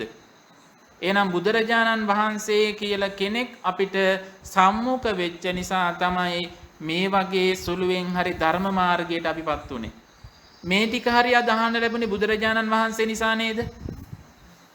මම මේ උඩවලවට වැඩම කරපු නිසා නෙමෙයි මේ ධර්මය අහන්න ලැබුණේ. එහෙනම් ඕගොල්ලෝ මේ ධර්මය අහන්න පිය වෙන්න හේතුව ධර්ම මාර්ගයට එන්න හේතු උනේ බුදුරජාණන් වහන්සේ පහළ වෙච්ච නිසා. එහෙනම් අපිට අද මේ හැම දෙයක්ම ලැබුණේ බුදුරජාණන් වහන්සේ නිසා නේද? අද ඕගොල්ලන්ට ඇස් පේනවනේ. මේ ඇස් පේන්න හේතුනේ කුමක්ද? ප්‍රතිඵලය ලැබිලා තියෙනවා. හේතුව දැන් දන්නවද බලමු. නිරෝගිමත් දැස් ලැබෙන්න හේතු වෙන්නේ මොකක් කළාමද? දැන් ලැබිච්ච දේ ලැබුණේ කොහොමද කියලා දන්නෙත් නැහැ. දැන් සැපයක් නෙමෙයි අපිට ඇස් කියන එක ලැබුණේ කන් ඇහිම කියන එක ලැබිලා තියෙන මේක සැපද දුකද මේ? රූප දකින්න පුළුවන් කියන එක රූප දකින්න බැරි එකත් එක්ක බැලුවම අපිට සැපද දුකද? රූප දකින්න පුළුවන් හැකියාව රූප දකින්න බැරි කමත් එක්ක බැලුවාම සැපද දුකද? සැපක්නේ. එහෙනම් මේ සැප විපාකේ අපිට ලැබිලා තියෙන්නේ මොකක් හරි කුසලයක් නිසානේ පෙර කරපු. මොකද්ද ඒක? එහෙනම් අද අහලා තියාගන්න. අක්සි රෝගවලට ප්‍රතිකාර ඖෂධ ගන්න ඒවට උදව් කරලා තියෙනවා. හරිද? ඇස් වලට ගල්වන බෙහෙත් පූජා කරලා තියෙනවා. ඒ වගේම තමයි සසර ජීවිතවල බුදු පසේ බුදු මහරහතන් වහන්සේලා සිල්වතුන් ගුණවතුන් වහන්සේලා දැකලා හිත පහදවගෙන තියෙනවා. සිල්වතුන් වහන්සේලා ගුණවතුන් වහන්සේලා දැකලා හිත පහදවගෙන තියෙනවා. හැම කාලෙම සිල්වතුන් වහන්සේලා දකින්න ලැබෙන්නේ. හැම කාලෙම ගුණවතුන් වහන්සේලා දකින්න ලැබෙන්නේ. දැකලා හිත පහදව ගන්නවා කියලා කියන්නේ ගුණවතුන්ගේ සිල්වතුන්ගේ සීල ගුණාදිය මෙනෙහි කරලා අනේ සාදු සාදු මේ දුර්ලභ අවස්ථාව මට ලැබුණා කියලා අපි සිත පහදවාගෙන තියෙනවා. අර සංඝ දර්ශනය ඒ බුදුරජාණන් වහන්සේගේ දැකීම දැන් බලන්න මේ භාග්‍යතුන් වහන්සේ මෙතන වැඩ ඉන්නවා. දැන් සදහැසිත උපදව ගන්න පුළුවන් කෙනාට ඕක හොඳ ආරම්මණයක්. මෝඩ කෙනාට ඕක මැටි ගොඩක්. නේ?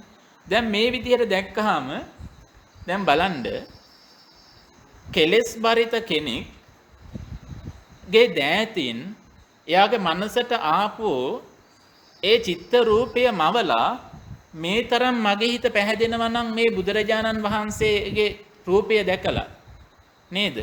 මේ රූපය දැකලා මගේ හිත මේ තරමට පැහැදෙනවා නම් දෙතිසක් මහා පුරුෂ ලක්ෂණ 80ක් අනු ව්‍යංජන ලක්ෂණ ව්‍යාමක් ප්‍රභාවයෙන් සවනක් ගන බුදුරැස් මාලාවන්ගෙන් බැබල බැබලී වැඩ ඉන්න භාග්‍යතුන් වහන්සේ දැන් මේ වෙලාවේ මෙතන වැඩ හිටියානම් ඔගොල්ලෝ මම බණ දේශනා කරන එක අහයිද භාග්‍යතුන් වහන්සේ දිහා බලන් ඉඳීද? සාරණාත බණ පස්සේ අහගන්න පුළුවන් බුදුරජාණන් වහන්සේ හැමදාම දකින්න ලැබෙන එකක් නැහැ කියලා මගේ බණ ටික නතර කරයි. එහෙම කරනවද නැද්ද? නේද? අපිට මොනතරම් ලාභයක්ද ලැබුණේ නේ? දැන් අපිට හිතෙන් අරමුණු කරගන්න බැරිද? දෙතිසක් මහා පුරුෂ ලක්ෂණයන්ගෙන් විරාජමාන වෙන බුදුරජාණන් වහන්සේ මේ විදියට ඉන්නේ නැති කියලා නේ? එහෙනම් සසරදී අපි බුදුරජාණන් වහන්සේ දැක්කහම මේ වගේ ප්‍රතිපිලිම වහන්සේලා දැක්කහම අපි සිත පහදවාගෙන ඉඳලා තියෙනවා. හිත පැහැදුනේ කොහොමද? ආරම්මණය ආවේ කොහෙන්ද? මේ චක්කොද්්වාරයට රූපාරම්මණයක් විදියට භාග්‍යතුන් වහන්සේ අරමුණු වුණා. එහෙම නේද? ඒ නිසා චිත්ත ප්‍රසාදයටපත් වුණා. චෛත්‍යස්ථාන, විහෙර විහාරස්ථාන ස්වාමින් වහන්සේලා දැකලා සිත පහදවා ගත්තද එයම තමයි නිරෝගිමත් දැස් ලැබෙන්න හේතු වුණ කුසලය. පැහැදිලිද දැන්? හරි. එහෙනම් බලන්න අද මේ අපි විඳින්නා වූ යම් මේ සුළුෝ ලෞකික සැපය රූප දකින්න පුළුවන් හැකියාව ලැබුණේ භාග්‍යතුන් වහන්සේලා වගේ සිල්ලතුන් ගුණතුන් වහන්සේලාගේ දර්ශන මාත්‍රයෙන් නේද? එහෙනම් මේ ටික අද මේ විදිහට අහලා කරලා දැන් ඊට පස්සේ දැන් හෙට අපේ ලොකු ස්වාමීන් වහන්සේත් එක්ක ස්වාමීන් වහන්සේලා වඩිනකොට අනේ සාදු සාදු ඒ මහා සංගරුවන සාරිපුත්ත උතුමන් වහන්සේලා නියෝජනය කරපු මහා කාශ්‍යප මහරහතන් වහන්සේලා වගේ දූතාංගධාරීන් වහන්සේලා නියෝජනය කරපු සාරිපුත්ත මහරහතන් වහන්සේලා වගේ ප්‍රඥාවන්තයන් වහන්සේලා නියෝජනය කරපු මුගලන් මහරහතන් වහන්සේ වගේ ඉරිදිමතුන් වහන්සේලාගෙන් නියෝජනය වෙච්ච ඒ වගේ මේ මහෝත්තම මහා සංඝ පරම්පරාව මේ මොහොතේ මේ සෙනසුන පුරා පිරි ඉතිරි ගිහිල්ලා ඉන්නවා වගේ අර ස්වාමීන් වහන්සේලාව දැක්කාම හිතන්න ඕනේ. 6 නමක්ද 7 නමක්ද නෙවෙයි. මේ මහා සංඝ පෙරහැර දකින්නවා කියලා හිතන්න ඕනේ. ඒ වෙලාවේ හිතන්න පුළුවන් අපිට භාග්‍යතුන් වහන්සේ පිරිවරාගෙන කියන්නේ භාග්‍යතුන් වහන්සේ මූලික ස්ථානයේ තබාගෙන මහා සංගරුවන වැඩම කරනවා කියලා අපිට අරමුණු කරගෙන හිත පහදව ගන්න පුළුවන්. ඒ චිත්ත ප්‍රසාදයේම සංසාරයට අර විපාක ලැබෙන්න හේතු වෙනවා. එහෙනම් අපි අතීතේ කරගත්ත කුසලයක ඒක හේතු වෙලා අද මේ ජීවිතේ අපිට මේ වගේ රූප දකින්න පුළුවන් ඇහැක් කියන ඵලය ලැබුණානේ. දැන් මේ ඵලය මත පිහිටාගෙන මොකද අපි කරන්නේ? මොකද්ද අපි කරන්නේ? ආයි ඒ වගේ ඵල ලැබෙන්න හේතු වෙන හේතු ටිකක් හදා ගන්නව නේද? එහෙනම් ඇත්තටම මේ බැලුවාම හේතුඵල ටිකක් විතරයි නේ. හැබැයි යෝගින් කරන්නේ මේ ස්වාමීන් වහන්සේලා දකින්න එක විතරක්ද? අද මේහාව නැත්තම් එහෙම 7:00 ඉඳලා 9:10 වෙනකන් කොහෙද ඉන්නේ? ටීවී එක ගාව. දැන් ඕකේ පහළ වෙන්නේ අලෝභ ද්වේෂ සමෝහද? එහෙනම් ඒකට ලයිට් බිල යනවද නැද්ද? දැන් ওই ගෙදර භාවිතා කරන ටීවී එකපාරටම සල්ලි දීලාද ගෙනාවේ නැත්නම් වාරික වශයෙන් ගෙවලද? දැන් බලන්න එතනදීම අපි නොමිලේ බින් කරගන්න තියෙනවා ඒවා කරනවා අඩුයි වාරික වශයෙන් ගෙවලා අකුසල රැස් කරගන්නේ නැද්ද? මාසයකට වතාවක් බිල් ගෙව අකුසල් පුරව ගන්නවා. ලෝභ ද්වේෂ මොහ වැඩුවාම කොහෙද යන්නේ? කොහෙද යන්නේ? දිව්‍ය ලෝකෙද? ඉතින් ඕගොල්ලෝ අපාය යන වාරික වශයෙන් ගෙවනේ. එතකොට දැන් වාරික වශයෙන් ගෙව දැන්ටමත් පුළුවන් බිම් කොටස් වෙන් කරගන්න නේද? සමහරත් තැන්වලනේ ඉර කඩම් වල. දැන් එතකොට දැම්මම ඔයගොල්ලෝ මොකද කරන්නේ? විදුලි බල මණ්ඩලයටයි එක සමාගම් වලටයි වාරික වශයෙන් ගෙව කොහේ බිම් කොටස්ද වෙන් කරගන්නේ? සතර අපායි. මම නෙමෙයි ඔයගොල්ලෝමයි කියන්නේ. හැබැයි මේ උතුම් සංඝ දර්ශනේ මේ උතුම් වූ සම්බුද්ධ මේ රජන් වහන්සේගේ දැකීම මේක කරගන්න අපි මොනතරම් නුවණ අඩුවෙන්ද මෙහෙවන්නේ? ප්‍රඥාව අඩුවෙන්ද මෙහෙවන්නේ? මේවා ස්වාමින් වහන්සේ මේ සංඝ දර්ශනය දැකලා කොහොමද මම හිත පහදව ගන්නෙ? කොහොමද මං ඒ තුල සමාධි ඥාන ඇති කරගන්නේ කියලා කවදාවත් ස්වාමින් වහන්සේලාගෙන් අහලා තියෙනවද? නැහැ. හැබැයි ඕගොල්ලෝ අර නාට්‍යයක වේවා චිත්‍රපටියක වේවා ඊළඟට තියෙන කොටස් කොහොමද යන්නේ කොහොමද වෙන්නේ කීක හිතෙන් විමස ඉන්නේ නැද්ද? එහෙම ඉන්න අවස්ථා තියෙනවන්නේ නේ. හැබැයි මග හැරුණොත් එහෙම ඒව වෙන කෙනෙක්ගෙන් හරි අහයි නැත්නම් වෙන ක්‍රමයකින් හරි බලයි. එහෙම පිටිස් ඉන්නව නැතුව නෙවෙයි. බලන්න අපි අකුසලයට කොයිතරම් නැඹුරු වෙලාද? එහෙනම් බුදුරජාණන් වහන්සේ දේශනා කරපු එක හරි නේද? සතර මහා පාය කොයි කියලාද? මහා ගෙදර. දැන් හරි මහා ගෙදර පැත්තට තමයි තාම බර වෙලා තියෙන්නේ. හරි. දැන් මේ විදියට බැලුවාම දුක ගැන අපි කතා කළා. දැන් මේ කුඩා වූ ලෞකික සැපේ දැන් දුක පෙන්නලා දුන්නේත් භාග්‍යතුන් වහන්සේ. දැන් මේ පුංචි වූ සැපේ පවා අපිට සැප හදන මගට පාර කියලා දුන්නේ කවුද? ඒත් භාග්‍යතුන් වහන්සේ. දැන් බලන්න භාග්‍යතුන් වහන්සේගෙන් තොර ජීවිතයක් අපිට නැහැනේ. එහෙනම් මේ සියල්ලම අපිට දීලා තියෙන්නේ කවුද? අද මේ ඉන්න තැනට එන්න භාග්‍යතුන් වහන්සේ තමයි හැමතෙම පාරම හදලා දීලා තියෙන්නේ. එහෙනම් මම සසරේ බුදුරජාණන් වහන්සේ සරණ ගිහිල්ලා තියෙනවද නැද්ද? ගිහිල්ලා තියෙනවා. හැබැයි ඕගොල්ලෝ දවසේ රාත්‍රී කාලේ නිින්දට යන්න ඉස්සලා බලන්න භාග්‍යතුන් වහන්සේ පෙන්වලා දුන්න මාර්ගයේ ගමන් කරලා මම බුදුරජාණන් වහන්සේ අද දවසේ සරණ ගියාද කියලා තමන්ට තමන් ප්‍රත්‍යවේක්ෂා කරගන්න. ඒ ගිය තැන් කොහෙද? තමන් බුදුරජාණන් වහන්සේ පෙන්වලා දුන්න මාර්ගයේ ගමන් කරලා යම් සැනසීමක් ලැබුවද එහෙනම් අද දවසේ පොතක සටහන් කරගන්න ඔය දිනපොත්වල වෙන දේවල් නෙමෙයි ලියන්න ඕනේ. මම බුදුරජාණන් වහන්සේ අද පිහිට කරගත්තා. මේ පෙන්ලා දුන්න මාර්ගය අනුව ගමන් කරලා පිහිට කරගත්තා කියන එක. එහෙනම් මේ විදියට බැලුවාම දැන් කුඩා වූ සැපයන් ගැන සඳහන් කළා. දැන් අපිට මේ කුඩා වූ සැපයන්ගෙන් තව එහාට යන්නට ඕනේ. දැන් ඕගොල්ලන්ට නිවන් අවබෝධ කරගන්න ඕනේ මේ දුකෙන් එතර වෙන්න ඕනේ කියලා සඳහන් කරානේ. දැන් මේකට තියෙන මොනවද මේ මාර්ගය? ආර්ය අෂ්ටාංගික මාර්ගය කියන මේ සත්‍තිස් බෝධිපාශික ධර්මයන් ගැන කතා කරනවා. සත්‍තිස් බෝධිපාශික ධර්මයන් තුළනේ මේ ඔක්කොම තියෙන්නේ. සත්‍තිස් බෝධිපාශික ධර්ම මොනවද? සතර සතිපට්ඨාන, සතර සම්‍යක් ප්‍රදාන, සතර ඉද්ධිපාද, පංචීන්ද්‍රිය, පංචබල, සප්තබොජ්ජංග, ආර්ය අෂ්ටාංගික මාර්ගය කියන මේ 37ම තියෙනවා. හරිද? ඕගොල්ලෝ දවසේ ප්‍රත්‍යවේක්ෂාවක් කරන්න ඕනේ මම කොයිතරම් මගේ ශ්‍රද්ධාව අද දියුණු කරගත්තද? කොයිතරම් මම නිවන් අවබෝධ කරගන්න වීරිය ඇති කරගත්තද? දන් දීලා නිවන් ප්‍රාර්ථනා කළා මේක යන්න බෑ. බණ අහලා නිවන් ප්‍රාර්ථනා කළා මේකේ නිවන් අවබෝධ කරගන්න බෑ. කොයිතරමට මම ශ්‍රද්ධාව, වීරිය, සතිය, සමාධිය, ප්‍රඥාව දියුණු කරගත්තද කියලා දවසේ අවසානයේ බලන්න ඕනේ. අපි ඒව කරනවද? කවුද එහෙම අවංකව කරන කෙනෙක් අත උස්සන්න බලන්න? නෑනේ. දවසේ ඕගොල්ලෝ කෑම වේල් කීයක් කනවද? තුනක් නැත්නම් හතරක් නෙනේ. එක බත් පිඬක් හරි සිහියෙන් කාපු කෙනෙක් අත උස්සන්න බලන්න. ඒකත් නැහැ. අපි අනන වෙලා අනනකොට අනනලා කටට ගෙනත් දා ගන්නවා. එතකොට මොකද වෙන්නේ? ඒ හපන ගමන් ආය අනනව නේද? දැන් කොහෙද සිහිය තියෙන්නේ? කොහෙද සිහිය තියෙන්නේ? කෑවේ මොනවද කියලා දන්නෙත් නැහැ. කොච්චර ගාණක් කැපුවද කියලා දන්නෙත් නැහැ. බත් ඉතුරුනහම මොකද කරන්නේ? ව්‍යංජන ටිකක් දාගන්න. ව්‍යංජන ඉතුරුනහම බත් ටිකක් දාගන්නවා. අන්තිමට මොකද කියන්නේ? අද ටිකක් වැඩි වුණා වගේ කියන. අපි හුඟක් වෙලාවට හිතට ඕන ටික තමයි හිතට ඕනේ ප්‍රමාණය තමයි කන්නේ. බඩට ඕන ප්‍රමාණය නෙවෙයි. සිහියෙන් ආහාර ගන්නවා නම් බඩට ඕන ප්‍රමාණය තමයි ගන්නෙ. කියනවට හෙට ඉඳලා කරලා බලන්න. කොහොමද කරන්නේ? බෙදා ගන්නකොට හොඳ සිහි කල්පනාවෙන් බෙදා ගන්න. නැත්නම් බෙදා ගන්න කෑම දැක්කහම උඟ කාලෙකින් මේවා කෑවේ නැහැ. එතකොට එකක් ගන්න එක දෙකක් ගන්න හිතෙනවා. නේද? ඒවා ගුණද රසද කිසිම දෙයක් හොයන්නේ නැහැ. ඒ නිසා බෙදා ගන්නකොටත් කල්පනාවෙන් අනනකොට ඒ දේවල් ගෙනහැල්ලා අනනවා. මතක තියාගන්න එක එක බත් වර්ග අනනකොට මේ ඇඟිලි තුඩු වකට ඒ විදිහට දැනෙන්නේ. ඔයගලන්ට ඒක දැනලා තියෙනවද? සම්බහාල් වලින් සම්බබත් එක විදිහක්, නිවුඩු බත් එක විදිහක්, කැකුළු බත් එක විදිහක් කියලා දැනিলা තියෙනවද? මොනවද කෑවේ කියලාවත් සමහර කාට දන්නේ නැහැ. හාල් පිටි වලින් ඉදියාප හදපු ඒවා එක විදිහ අනනකොට එක විදිහක්, පාන් පිටි වලින් එක විදිහක්. මේ එක එක ඒවා අනනකොට ඇඟිලි තුඩු වකට දැනෙන ස්වභාවයත් වෙනස්. ඒ නිසා ආහාර අනන එක සිහියෙන් කරලා බලන්න හෙට ඉඳලා.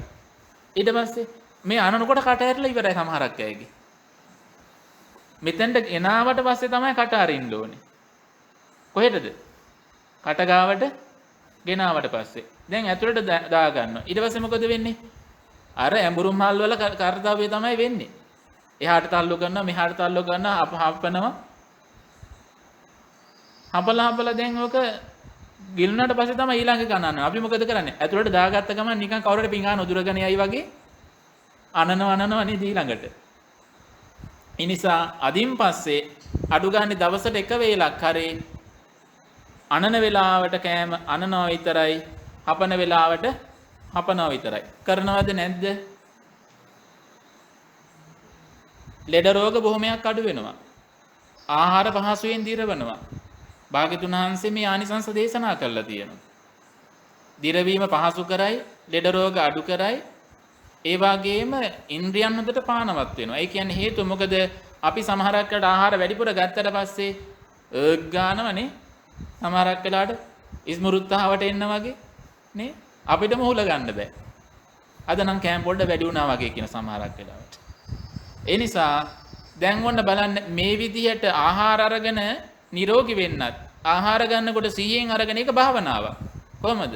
භාග්‍යතුන් වහන්සේ දේශනා කළා තියෙනවා ගතේ තිතේ නිසින්නේ ජාගරියේ උච්චාර පස්සාවේ කායිතේ පීතේ මේ හැම තැනකදීම කියලා තියෙනවා සම්පජානකාරියෝති. හැම තැනකදීම සිහියෙන් ඉන්න. එතකොට කන වේලාවට විතරක් නෙමෙයි සිහියෙන් ඉන්න කිව්වේ. කොහොමද? ගතේ තිතේ නිසින්නේ. යන කල්ලි, හිටගෙන ඉන්න කල්ලි, ඉඳගෙන ඉන්න කල්ලි, වැතිරෙන මොහොතේ කැසිකිලි වැසිකිලි කරනකොට දැන් ඒකනේ සමහරකට කැසිකිලි වැසිකිලි කරාම වතුර පාර යවන්න ඕන නම් ඒව සමහරකට අමතක වෙලා. දැන් කොමෝඩ් වල තියෙන බටන් එක ප්‍රෙස් කරන්න අමතක වෙනවා. තම තමන්ට වෙච්ච ඒවා බලන්න ඒ වගේව නැද්ද කියලා වෙන කල්පනාවල ඉඳලා. දැන් අලුත් විදිහට පුරුදු වෙලා තියෙන දුරකථන අරගෙන ඒකත් අරගෙන යනවා ඒ තැන් වලට. මේවා සමාජයේ බහුලව නැද්ද? දැන් කන වෙලාවට සමහරක් අයට දුරකථනය බලනවා. නැත්තම් පත්තරේ බලනවා. ඒව කරන්න එපා. අපිට විවේකයක් අරගෙන හොඳට භාවනා කරන්න පුළුවන් වෙලාවල් ඒ වෙලාවල් සිහියෙන් ඒ දේවල් කරාම. තව එක කාරණාවක් කියන්නම්. ඕගොල්ලෝ මතක තියාගන්න. ඕගොල්ලන්ට වැසිකිලි බරක්, කැසිකිලි බරක් කියන මේව හැදෙනවනේ. හැමෝටම ඇති වෙන දෙයක් නේ. මේකේ සිහිය දියුණු කරගන්න පුළුවන්. කොහොමද? මේ බරක් වේදනාවක් හටගත්ත ගමන් මොකද වෙන්නේ? බැහැර කරන්න, පිට කරන්න උවමනාව ඇති වෙනවනේ. මේක ලොකු බරක් විදිහට දැනෙන්නේ. ඒ වෙලාවේ චිත්තකිරිය වායෝ ධාතුව කියන මේ හිතෙන් මොකද කරන්නේ? දැන් පිට කරපන් කියන විදිහට බලයක් යොදනවා. ඒ වායු පිහිටනයත් එක මොකද වෙන්නේ? ගිහිල්ලා මල එකතු වෙලා තියෙන කොටස් ටික නම්, මුත්‍රා එකතු වෙලා තියෙන කොටස් ටික නම් මේ පීඩනයක් යොදලා ඒ මාර්ග වලින් බැහැර කරනවා. මතක තියාගන්න සිහි කල්පනාවෙන් කළොත් ඕගලන්ට දැනෙයි. ඒ වෙලාවේ ඒ විවර වෙන ඒ හැමතැනකම තියෙන්නේ අපේ තියෙන්නේ මාංශ කොටස්නේ. මේ පීඩනේ ඇවිල්ලා එක පාරටම දැවිල්ලක් වගේ හට ගන්නවා. ඊටසේ බැහැර වෙලා යනකොට ටික ටික සැහැල්ලුවක් දැනෙනවා. ඒ අවසන් වුණාට පස්සේ අන්තිම හරියදී දැවිල්ලක් දැනලා ලොකු පහසුවක් ලැබෙනවා. මේවා සිහියෙන් දකින්න. සල්ලි වේදන් වෙනවද? ඈ හැබැයි ඔයගොල්ලෝ සල්ලි වේදම් කරගෙන වාරික වශයෙන් කොහෙද යන්නේ කියලා දැක්කනේ නේ. දැන් බලන්න අපිට මේ සතිමත් බව. ඒ කියන්නේ ඉරියාපත භාවනාවන් අපිට. කායානුපස්සනාවේ මේ ඉරියාපතයන් තුළ මේ හැම දෙයක්ම අපිට දකින්න පුළුවන්. ඔයගොල්ලෝ නාන වෙලාවෙත් 100න් ඒවා දකින්න පුළුවන්. කුණු අතුලනකොට ඒවා 100න් කරන්න පුළුවන්. ඔයගොල්ලෝ තෙත තුවායක් අරගෙන වියලි හැමක් පිරිමදිනකොට රළු බවක් දැනේ. තෙත තුවායකින් තෙත හැම පිය දානකොට සිනිඳු බවක් දැනේ. ඒ නිසා ඔයගොල්ලෝ මෝන හොදලා පිය දානකොට වෙන වෙලාවක තුවායක් අරන් පිය දානකොට මේ හැමට ඒක දැනන දේ බලන්න කොහොමද ස්පර්ශ වෙන හැටි කියලා. දැන් ඔයගොල්ලන්ගේ වම් අත දකුණු අතේ මෙහෙම පිරිමැදලා බලන්න. හයියෙන් වේගෙන් දැනෙනවා දැවිලි ගතිය. හිමින් අතුල්ලලා බලන්න. සිසිලසක් දැනෙනවා. මේ හැම දෙයකදීම අපිට දකින්න පුළුවන් සිහියෙන් මේ දේවල්. දැන් තුවාලයක් තියෙනකොට කැසුවොත් එහෙම සනීපයිද දුකයිද? අපහසුවක් දැනෙනවා. හැබැයි ඕගොල්ලන්ට ඇත්තටම කහන වෙලාවක වේගෙන් කැසුවොත් එහෙම කොහේ හරි තැන එතකොට සනීපයි නේද? එහෙනම් අපිට ඒ වෙලාවට දැනෙන හැටි. ඒ නිසා මේ විදියට බැලුවාම හිත හදාගන්න වැඩපිළිවෙල පෙන්නලා දුන්නේ කවුද? කවුද පෙන්නලා දුන්නේ? භාග්‍යතුන් වහන්සේ. දැන් මෙච්චර වෙලා එහාට මෙහාට හැරි නිදිමත කඩාගෙන හරි මේ එකින් එක අහගෙන හිටියා. දැන් මේ අහගෙන ඉන්නකොටත් මේ කය තුලින් ඇතිවෙන වෙහෙස පීඩාවන් එතකොට හිතෙන් එක දේවල් ආවනේ නේද? නිද්‍රාශීලී ගතිය, මේ කුසල අරමුණේ හිත ඇලෙන්නේ නැති ගතිය, ඒ කියන්නේ තීන මිද්ධාදී දේවල් ආවනේ. ඒව කඩාගෙන හිටිය කොහොම හරි. දැන් මේ විදියට බැලුවාම ඒ හැම දෙයකටම අපිට මාර්ගය පෙන්ලා දුන්නේ බුදුරජාණන් වහන්සේ. අපි දැන් මේ වෙලාවේ හිතන්න ඕනේ අපි වෙනුවෙන් කියලා නෙමෙයි. කවුරු වෙනුවෙන්? මම වෙනුවෙන්. එහෙනම් මම වෙනුවෙන් තමයි මගේ බුදුරජාණන් වහන්සේ 20 අසංකේය කල්පලක්ෂයක් ඇස් දන් දුන්නේ. ජීවිත දන් දුන්නේ. දැන් ඕගොල්ලන්ගෙන් මම මේ පීඩිසියක් අරගෙන ආවොත් එහෙම කැමති කට්ටිය මට ඇස් ගලවලා දන් දෙන්න කියලා දෙනවද? දෙන්නේ නැහැ. නමුත් බලන්න කවදාවත් දැකපු නැති ඔබ මං වගේ අයව සංසාරයෙන් ඈතර කරන්න කියලා මගේ බෝසතාණන් වහන්සේ රූප දකින්න තියෙන ඇස් ගලවලා දන් දුන්නේ නැද්ද? එහෙම ගලවලා දන් දුන්න භාග්‍යතුන් වහන්සේට ඔයගොල්ලෝ ඇස් දෙකෙන් ඇත්තටම කරන්නේ හොඳ දේවල් බලන එකද? මට නිවන් අවබෝධ කරගන්න මාර්ගය පෙන්වලා දෙන්න මාගේ බෝසතාණන් වහන්සේ ඇස් ගලවලා දන් දීලා ඒ මාර්ගය පෙන්වලා දීලා අපි ඇත්තටම මේ ඇස් දෙකෙන් ගන්න ඇති වැඩක් නෙවෙයිනේ බලනකොට වැඩි හරියක්. එතකොට භාග්‍යතුන් වහන්සේට ඇත්තටම කරන ගෞරව කිරීම මං කරලාද? එහෙනම් මම බුදුරජාණන් වහන්සේ සරණ යනවා කියලා ඇත්තටම වෙන්න ඕනේ භාග්‍යතුන් වහන්සේ පෙන්වලා දුන්න ධර්ම මාර්ගයේ ගමන් කිරීමමයි. මාධ්‍ය නාලිකා කොයිතරම් තියනවද බුද්ධ ආගමේ කට්ටියට මේ ධර්ම දේශනා කරන නාලිකා? බුද්දිස්ට් කියයි, දිදුල කියයි, ප්‍රඥා කියයි. එන නාලිකා වැඩි වෙන තරමට රහතන් වහන්සේලා වැඩි වෙන්න එපාය. නේ? ධර්මයේ හැමතැනම තියෙනවා. නමුත් මාර්ගයේ වඩන අය අඩුයි. ඒ නිසා මතක තියාගන්න මේ උපකරණ නැති කාලේ, මේ අහස් යාත්‍රා නැති කාලේ ධානලාභීන්ලා වැඩිපුර හිටියේ නැද්ද? මාර්ගඵලලාභීන්ලා වැඩිපුර හිටියේ නැද්ද? එහෙනම් මතක තියාගන්න ලෞකික සැප සම්පත් ලෝකේ බහුල වශයෙන් හදන්න ගන්නකොට ප්‍රතිපත්තිය පුරණ අය අඩු වුණා. ඒ නිසා ඇයි ප්‍රතිපත්ති පුරලා අර වගේ දෙයක් උපදව ගන්න මොකටද මේ වගේ පහසුවෙන් තියෙනවනම්? ධාන උපදවගෙන අහසින් ගිහිල්ලා බුද්ධ ගයාව වන්දනා කරලා යන්නේ මොකටද එච්චර මහන්සි වෙන්නේ? දැන් එයා ලයින් එකෙන් ටිකට් එකක් අරගෙන ගියා. ඒ වගේ නිසා මොකද වෙන්නේ? සැප සහගත දේවල් බහුල වශයෙන් ලෝකයේ තුල හැදෙන්න ප්‍රතිපත්තිධාරී උතුමන් වහන්සේලාගෙන් මේ ශාසනයන් ඒ වගේම මේ ලෝකයේ මිනිස්සුන්ගේ ගුණධර්ම පවා පිරියෙන්න ගත්තා. උපකරණ වල තාක්ෂණික දියුණුව වැඩි වෙන්න මිනිස්සු පිරියෙන ස්වභාවය වැඩි. හැබැයි නුවණ තියන එකෙන් ප්‍රයෝජනෙ ගන්නවා. ඒක කියන්නත් ඕනේ.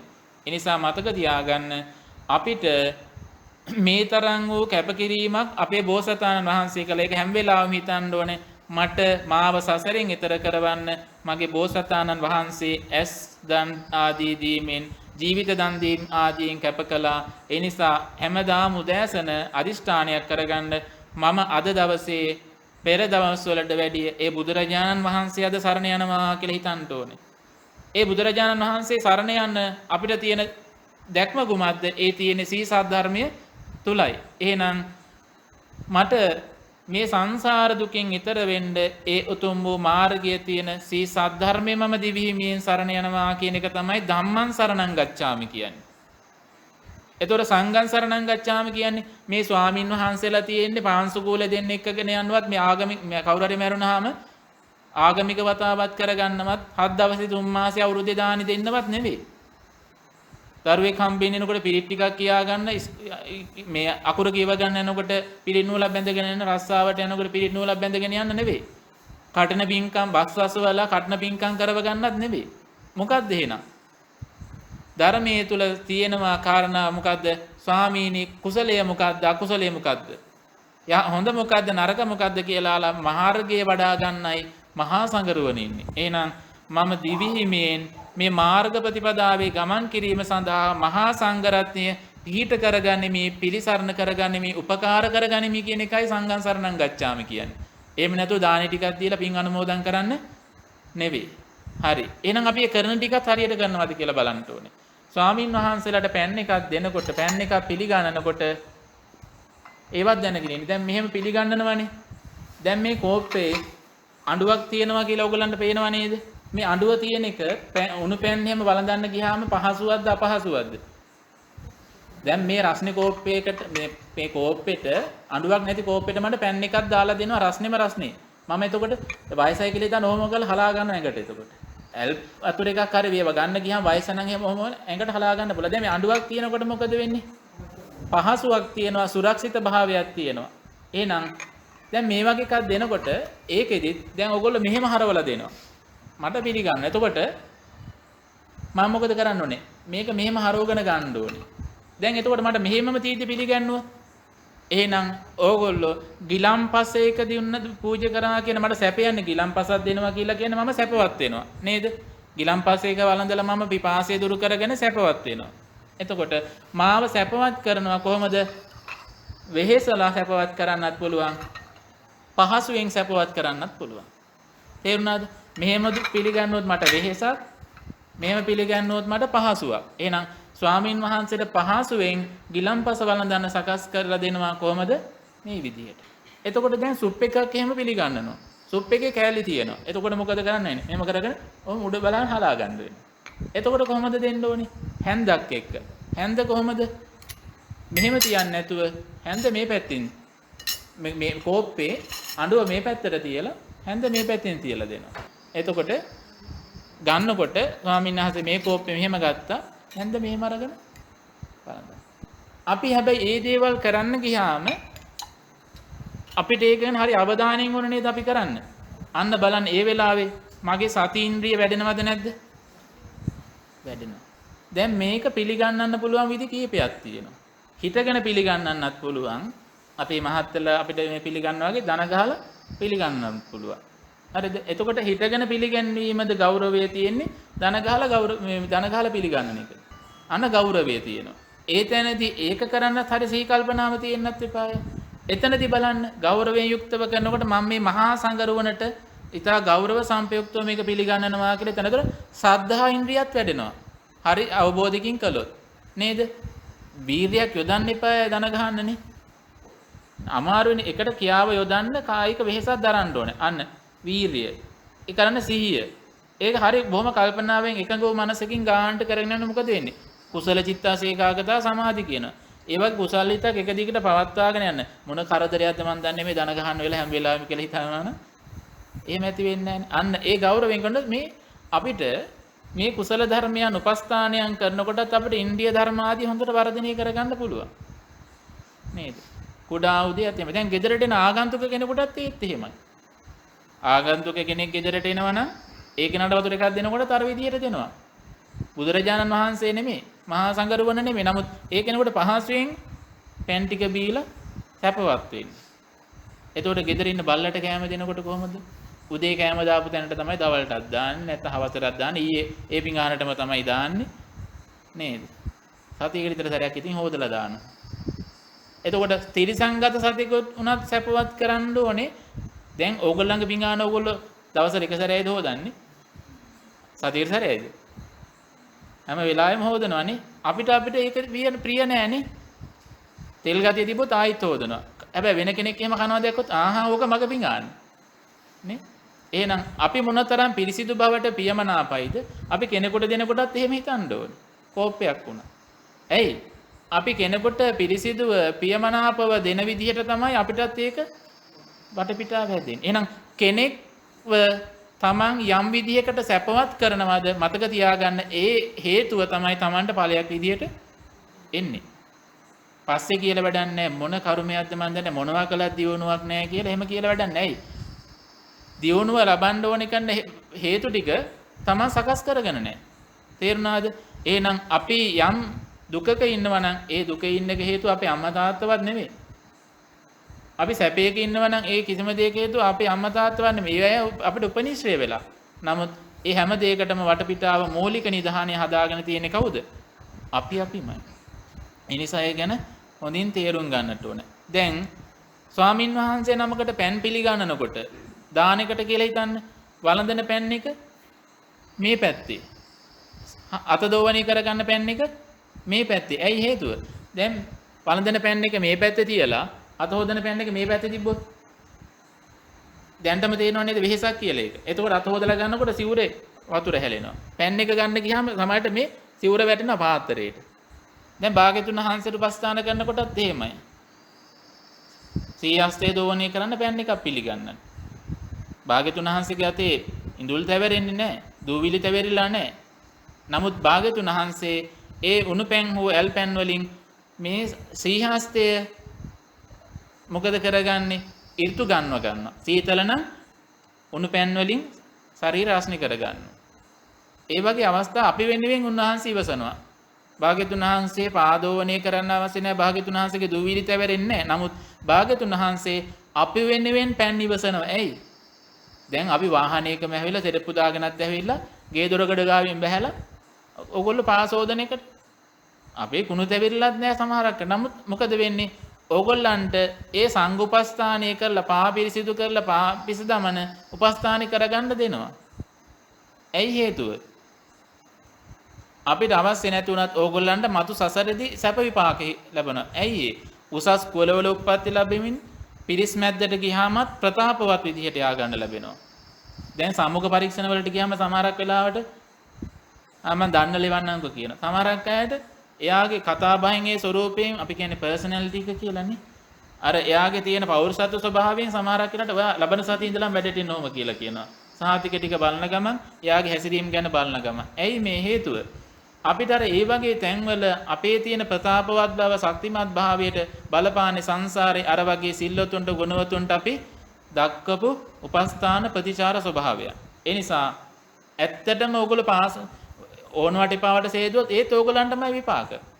අපිට කොහොමත් එකයි. අය අපිට දුවිලි තැවිරලා නැහැනේ සමහර වෙලාවට. ඕගොල්ලෝ සෝදන හැටියට පිහදාන හැටියට ඕගොල්ලන්ට තමයි ලැබෙන්නේ. ඒ නිසා මතක තියාගන්න සතෙකුට දීමේ ඉඳලා භාග්‍යතුන් වහන්සේ උපස්ථාන කිරීම දක්වා හරියට කරගත්තත් ඕගොල්ලන්ට භාගයට කරගත්තත් අපි අනිත් අයට අදාළ වෙන්නේ නැහැ. ඒ නිසා හැම දෙයක්ම පින්කමක් වශයෙන් මොන හරි දෙයක් කරලා පිළිවෙලට සකස් කරගන්නවා නම් ඒ මතක තියාගන්න තමන්ටමයි ඒ කරගන්නේ කියලා. තේරුණාද?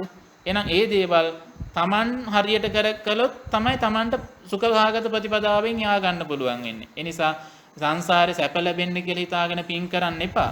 මතක තියාගන්න තමන් කෙනෙකුට සැපයක් සලසනවා නම් ඒක උපරිමයෙන් කළාම තමන්ටත් ඒක දැකලා සතුටු වෙන්න පුළුවන්. අනිත් පැත්තට තමන්ගේ සාංශාරික මේ දුකින් ඈතර වෙන්න යන ගමන් මාර්ගයේ බාධාවකින් තොරව යා ගන්නට පුළුවන්කම ලැබෙනවා. මේ මාතෘකාව යටතේ පැය 5-6 කියලා තියෙනවා. මට වේදනා නිදිමත නැහැ. විනාඩි 2-3කින් කියලා අවසන් කරන්න. එහෙනම් දැන් මේ ඕගොල්ලන්ට ලෞකික සැපයන් ගැනනේ කියලා දුන්නේ. ඒ අතරතුර හිත හදාගන්න එකත් කියලා දුන්නානේ. එහෙනම් මේ සියල්ල ලැබෙන්නේ බුදුරජාන් වහන්සේ නිසා. එහෙනම් මතක තියාගන්න අපිට එදින අපායෙන් මිදෙන්නත් සැපයටපත් වෙන්නත් ඒ වගේම දිව්‍ය මානසික සැප වලින් ජීවිත එළිය කරගන්නත් සංසාර දුකෙන් මිදෙන්නත් පාර පෙන්වලා දෙන්නේ මගේ අම්මද තාත්තද?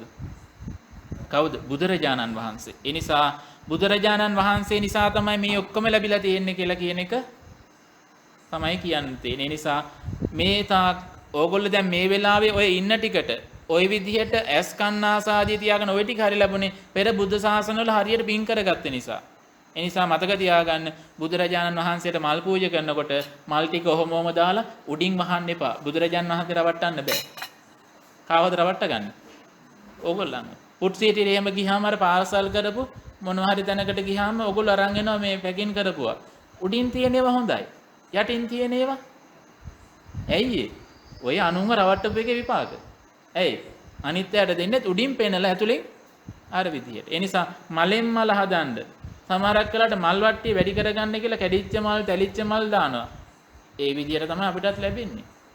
ඒ නිසා පිළිවෙලට සකස් කරන්න මල් ලක්ෂ ගණන් අවශ්‍ය නැහැ. හරියට මල් 10ක් පූජා කරන්න. ලක්ෂ ගණන් පූජා කරන්න එපා කියනවා නෙමෙයි. ලක්ෂ ගණන් හරි පූජා කරන්න. ඒ හැම එකම වර්ණ, ගන්ධ සහ සැපවත් භාවයේ තියෙන මල් වලින් වර්ණය පූජා කරන්නත් පුළුවන්, සුවඳ පූජා කරන්නත් පුළුවන්, සැපය පූජා කරන්නත් පුළුවන්.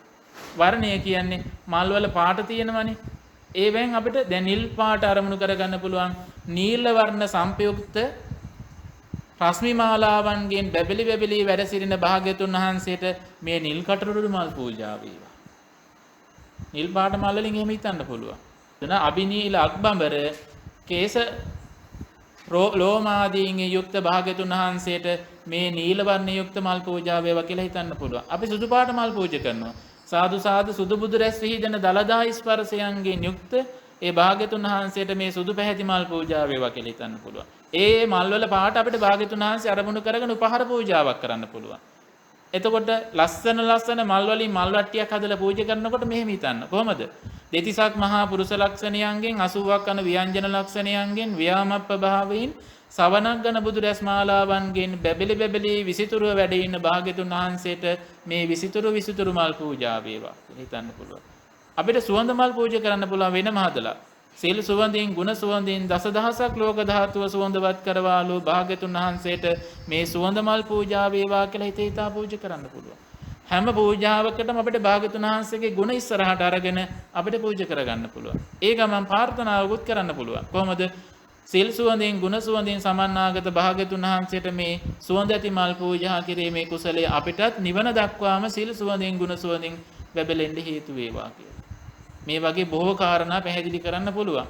මේ ඊතා කෙටියෙන් සඳහන් කළේ ඒ නිසා අතරක් නෑර මේ අපිට නිවෙන්න මඟ සහ අපායෙන් මිදෙන්න මේ ජීවිතේ සැපමත් වෙන්න නිවෙන්න මඟ පෙන්වලා දුන්න භාග්‍යතුන් වහන්සේ දිවිහිමියෙන් මා සරණ යනවා කියලා මේ වෙලාවේ ඒ බුදුරජාණන් වහන්සේ සරණ යාම බුද්ධං සරණං ගච්ඡාමි කියලා සරණ යන්න.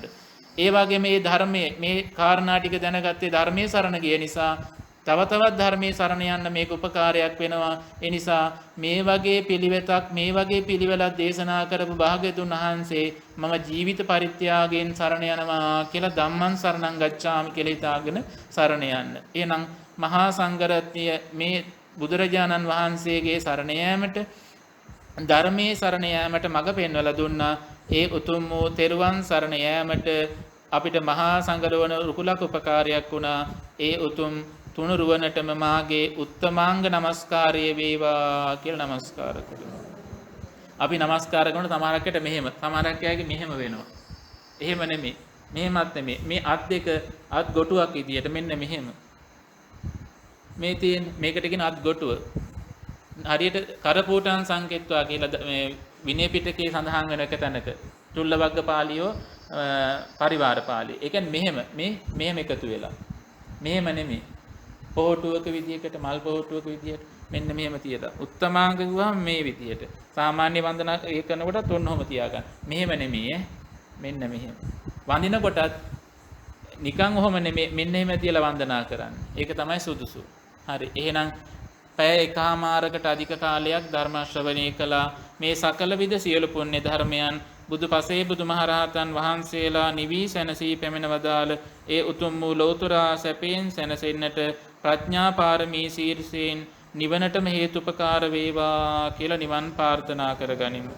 ඒ වගේ මේ ජනිත කරගන්න යෙදුනා වූ සකල විද පුණ්‍ය ධර්මයන් නිවන දක්වාම බුදු පසේ බුදු මහරහතන් වහන්සේලාගේ සිල්වතුන්ගේ ගුණවතුන්ගේ කල්යාණ මිත්‍ර ඇසුර ලැබීම පිණිසත් වේවා කියලා ප්‍රාර්ථනා කරගනිමු.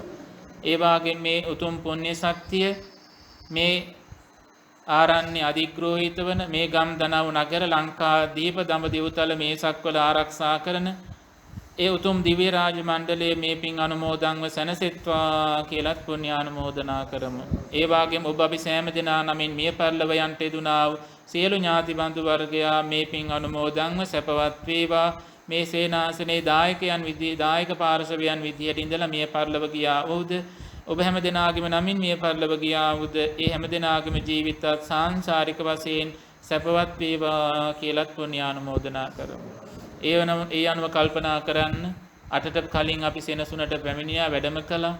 ඒ මොහොතේ ඉඳලා මේ මොහොත දක්වා ඒ උණුපැන් පිළිගැන්වීම් ආදීන්ගෙන් පටන්ගෙන විශේෂයෙන් පාසෝදා පිස දැමීමට අවස්ථාව සලසා දෙන්න අපේ වෛද්‍යතුමා ඇතුළු ඒ පිරිස එකතු වෙලා අපේ මේ හිත මහත්මයා ඇතුළු පිරිස එකතු වෙලා අපිට සේනාසන පහසුකම් අර දොස්තර මහත්මයාගේ නිවසේ සලසා දුන්නා. ඒ වාගේම බෙහෙත් ඖෂධ ආදී තම්බලා ඒ පැම් පහසු කරවන්නට ආසන පහසුව සලසා දෙන්නට යෙදුණා. ඒ වගේ පිළිවෙලට උපස්ථාන කිරීම අපි මේ පින්කම් මාලාවන් තුල දකින්න ඉතා දුර්ලභවයි. ඒ නිසා මේ හැමදෙනාම සතුටු වෙන්න. ඒ වගේ පිළිවෙලට උපස්ථාන කරපු පිරිසක් මූලික වටපිටාව හදලා දුන්න නිසා තමයි අද දවසේ මේ වගේ දේශනාවක් වුණත් වෙහෙසක් නැතුව එහා ගමේ ඉඳලා මේ එහා ආරණ්‍යයේ ඉඳලා මෙතනට ආවා වගේ පහසුවක් ඇතුව කරගන්න පුළුවන්කම ලැබුණේ. ඒ නිසා ඒ හැමදෙනාම මේ පින්කම් වල කොටස්කාරයන් ඔබ හැමදෙනාම කල්පනා කරගන්න. මේ හැමදෙනාටමත් මේ පුණ්‍ය ශක්තිය අත් වේවා. ඉතින් එතෙන් පටන් මේ මොහොත දක්වා බලන්න කොයිතරම් කාලපරාසය ගෙවිලා ගියාද. දේශනාව පැයකමාරකට ආසන්න කාලයක් ගෙවි ගිහිල්ලා තිබෙනවා. ඒ ආදී විදිහට බැලුවාම අතරක් නෑර මොහොතක් පාසා අපේ හිත තුළ ඇති වුණා ඒ චිත්ත පරම්පරාවන් නැති වෙලා ගියා. ඒ මොහොතක් තනියක් පාසා රූප පරම්පරාවන් බිඳි ගියා. මේ රූපය කුණු වෙමින් ඒ විදිහට බිඳි ගියා. සිතුවිල්ල නැති වෙමින් ඒ විදිහට අනිත්‍යතාවයටපත් වුණා. කල්පනා කරගන්න මේ අපේ ජීවිතවල පමණක් නොවේ මේ දේවල් සිදු වුණේ. එදා ඒ දසදහසක් ලෝක ධාතුව කම්පා කරවලා සෝවිසි අසංකේයයක් සත්වයන්ට නිවන් මඟ පෙන්වලා එදා භාග්‍යතුන් වහන්සේ කුසිනාරා නුවර මල්ල රජදරුවන්ගේ උපවත්තන ශාල වනෝද්‍යානයේ සල්ගස් දෙකක් මැදට වෙලා ඒ පනවන ලද ආසනයේ වැඩ ඉඳලා ආමන්ත්‍රණය කළා දේශනා කළෙත් මේකයි. හන්දදානි භික්කවේ ආමන්ත්‍රයාමි වූ වය ධම්මා සංඛාරා අපමාදේන සම්පාදේත. හරියට අවසන් ගමනක් යන තාත්තා කෙනෙක් යලි නොඑන්න ඒ ගමන යන තාත්තා කෙනෙක් දරුවන්ට කතා කරලා තමන්ගේ තියෙන සියල්ල පවරලා ඒ තියෙන තැන් ගැන විස්තර කරලා යන්න වගේ අපි හැමදෙනාටම තාත්තා වෙච්ච පියාණන් වෙච්ච සම්මා සම්බුදු පියාණන් වහන්සේ අවවාදයක් කළා. මේ සියල්ල මොහොතක් පාසා ඇති වෙලා නැති වෙලා යනවා. ඒ නිසා අප්‍රමාදීව සම්පාදනය කරගන්නකෝ සාසනික පිළිවෙත් මඟ සම්පූර්ණ කරගන්නට කියලා අනුශාසනා කළා. එහෙම අවසන් වරට අමතලා භාග්‍යතුන් වහන්සේ පළවෙනි ධානයට සමවැදුණා. එයින් දෙවෙනි ධානයෙන් තුන්වෙනි ධානයට, තුන්වෙනි ධානයෙන් හතරවෙනි ධානයට සමවැදිලා රූපාවචර අරූපාවචර ධානාදීන්ට, ඒ වගේම නිරෝධ සමාපatti ආදීන්ට සමවැදිලා භාග්‍යතුන් වහන්සේ ඒ යම්තාක්කෝ පැවිදි උතුමන් වහන්සේ නමක් Taman පරිහරණය කරපු පිරිකර එකින් එක බලබලා පරීක්ෂා කර පැත්තකින් තියන්න වගේ යලිත් චතුර්ථ ධානයට පැමිණුණා. එයින් දෙවෙනි ධානයට ආපසු වැඩම කළා. දෙවෙනි ධානයෙන් දෙවෙනි ධානයට ආපසු වැඩම කළා. දෙවෙනි ධානයෙන් පළවෙනි ධානයට වැඩම කරලා නැවතත් චතුර්ථ ධානය දක්වා සමවැදිලා මුළු දසදහසක් ලෝක ධාතුවම ආලෝකමත් කරපු මිනි පහන නිවෙන්න වගේ එදා උපවත්තන සාර වනෝද්‍යානයේදී භාග්‍යතුන් වහන්සේ පිරිනුණා. එපමණක් නොවේ. ඒට ඒ වෙනකොට සාරිපුත්ත මොග්ගල්ලාන ආදී උතුමන් වහන්සේලාත් පිරිනිවිලා හිටියේ. එයින් අනතුරුව අපේ සම්මා සම්බුදු ශාසනයේ ඒ පනනල ගැට ගහගෙන බොහෝ මේ සංගායනාවන් වලට වටපිටාව සකස් කරපු මහා කාශ්‍යප මහරහතන් වහන්සේත් පිරිනිවුණා. සතිමන්ත, දිතිමන්ත, මුතිමන්ත, භාණ්ඩාගාරික, උපට්ඨාග ආදී විදියට පංචවිධ තනතුරු ලැබපු ආනන්ද ස්වාමීන් වහන්සේත් පිරිනිවුණා. ඒ වාගේම මිහිඳු මහරහතන් වහන්සේ ආදී කොටගත්තා වූ ලංකාවට සම්මා සම්බුද්ධ ශාසනයත් අරගෙන වැඩම කරන්නට යෙදුනා වූ ඒ උතුමන් වහන්සේලා, ඒ මහරහතන් වහන්සේලා පිරිනිවුණා. අපේ ගරු කටයුතු ඒ කඩවැද්දුව ලොකු ස්වාමීන් වහන්සේ, මාතර ලොකු ස්වාමීන් වහන්සේ, නාවුවනේ ලොකු ස්වාමීන් වහන්සේ ආදී ඒ උතුමන් වහන්සේලාත් ඒ විදියට සුගති පරායන වන්නට යෙදුණා. අපේ මුතුන් මිත්තන් ආදී අයත් මිය පරලොව ගියා. 8යි කාලට 8:20ට පමණ දේශනාව ආරම්භ කළා. අතරක් නෑර මොහොතක් පාසා අපේ ජීවිතත් අනිත්‍යතාවයට පත් වුණා. අතරක් නෑර මොහොතක් පාසා මේ සියලු දේවල් අනිත්‍යතාවයට පත්වීම, දුක්ඛ අනාත්ම ස්වභාවයෙන් යුක්ත වීම මේ සියල්ලක්ම දුක්ඛ සත්‍යයි. දුක්ඛ සත්‍යයට හේතු වුණා වූ ඒ උතුම් භවගාමී ඒ උතුම් නිවනට පත් වෙන්නට බාධා වෙන්නා වූ ඒ භවගාමී ජීවිතයට හේතු වුණේ තෘෂ්ණාවයි. ඒන් මිදී ලබන උතුම් වූ සැපේ නිවනයි. ඒ සඳහා අපි හැම දිනාම සම්මා දිට්ඨි පූර්වාංගම සිතකින් යුක්තව ආර්ය අෂ්ටාංග මාර්ග පිළිවෙතේ යෙදෙමින් සම්මා සතියෙන් යුක්තව මේ සියල්ල ශ්‍රවණය කරන්නට යෙදුනා. ඒ අනුව මේ අපි හැම දිනාම එකතු කරගත්ත පුණ්‍ය ශක්තිය දසදහසක් ලෝක ධාතු ඒකාලෝක කරපු මගේ බුදුරජාණන් වහන්සේ මට නිවෙන්න කිව්ව ඒ මග යාගන්නට උතුම් නිවන් පිණිස මේ සියලු පුණ්‍ය ශක්තිය හේතු වේවා කියලා නැවත නැවතත් ප්‍රාර්ථනා කරගනිමු. ඔබ හැම දිනාටම නිවෙන්න මඟ පෙන්වලා දෙන, බොහොම සීලවන්තව, ගුණවන්තව, ධර්මකාමී ජීවිතයක් ගත කරන අපි දැන හැඳිනගත දාපටන් බොහොම පියමනාප අපේ ගරු කටයුතු ස්වාමින් වහන්සේ ධම්මකෝවිද ස්වාමින් වහන්සේ. ඒ ස්වාමින් වහන්සේගේ හිසේ සිට දෙපතුල දක්වා සිවි සම්මාස්නහර ඇට මිදුළු දක්වාමත් ස්වාමින් වහන්සේ වඩින පියවරක්, ගන්න හෙළන හුස්ම රැල්ලක්, සිතන සිතුවිල්ලක් පාසාමත් ස්වාමින් වහන්සේ නිදුක් වේවා, නිරෝගී වේවා, සුවපත් වේවා, සත්‍තිස් බෝධිපාශික ධර්මයන්ගෙන් වැඩෙත්වා, පාර්ථනීය පරිද්දෙන් පාර්ථනීය බෝධිආනාවන්ගෙන් සැනසෙන්නට අපි හැම දිනාම මේ කරගත්ත කුසල ශක්තිය ස්වාමින් වහන්සේ සියතින් කරගත්ත කුසලයක් සේම අනුමෝදම්ම වේවා කියලා ස්වාමින් වහන්සේට අපි ආශිර්වාද කරමු. ඒ වගේම අපේ සේනාසනයේ සිට වැඩම කරන්න දෙදුණු ගරු කටයුතු අපගේ කර්මවාචාර්ය, ඒ වගේම ධර්මාචාර්ය ගරු කටයුතු ලොකු ස්වාමීන් වහන්සේටත් නිදුක් නිරෝගී චිරජීවනයේ වේවා. තව නොබෝ දවසකින් 80 වයස් විය සම්පූර්ණ වෙන අපේ ලොකු ස්වාමීන් වහන්සේට තව තවත් මොහොතක් ශ්‍රණයක් පාසා පින් පුරාගෙන, ගුණ පුරාගෙන, පාරමී සපුරා ගන්නට නිදුක් නිරෝගී චිරජීවනයේම ලැබේවා කියලා අපි ආශිර්වාද කරමු. ඒ වගේම ඔබ හැම දිනාටමත් අපි සෙත් පතනවා, ආශිර්වාද කරන අපේ ස්වාමින් වහන්සේව රැක බලාගෙන ඕගොල්ලන්ගේ ගුණත් දියුණු කරගෙන පුරා තෙමසක් මුළුල්ලේ පින් රැස් කරගත්තා. ඈත අතීතයේ ඉඳලා මේ මොහොත දක්වාත් එහෙම රැක බලා ගන්නවා. තව තවත් ඉදිරියට අපේ ස්වාමින් වහන්සේ රැක බලාගෙන ඕගොල්ලන්ගේ ගුණ දියුණු කරගන්න හැම දිනාටම නිදුක් නිරෝගීමත් භාවයත් ලැබේවා කියලා ආශිර්වාද කරනවා. ඕක හැම දිනාටම අතරක් නෑර මොහොතක් පාසා තබන පියවරේ, ගන්න හෙළන හුස්ම රැල්ලේ, සිතන සිතුවිල්ලේ පවා ඔබ සෑම දිනාට ගුණයෙන් නුවණින් බැබලෙන්නත් ලැබේවා. රැකී ආරක්ෂා කටයුතු වෙලෙනදාම් ව්‍යාපාර කටයුතු දියුණු කරගන්නටත් ලැබේවා කියලා අපි ආශිර්වාද කරනවා. ඒ වගේම මේ ජනිත කරගන්නට දුනා සකල විද සියලු පුණ්‍ය ධර්ම බලයෙන් මේ කුඩා දරුවන්ගේ ජීවිතත් බෝසත් ගුණ ඇති මව්පිය ගුණ හඳුනන තුනුරුවනට ලැබි බෝසත් ජීවිත බවටම පත් කරගන්නට ලැබේවා කියලාත් අපි සෙත් ප්‍රාර්ථනා කරනවා, ආශිර්වාද කරනවා. මේ ජනිත කරගත් කුසලයන් අපි ගාථා සජ්ජායනා කරලා පින් අනුමෝදන් කරමු. ඉදං ඕ ඥාතිනං හෝතු සුඛිතා වന്തു ඥාතයෝ.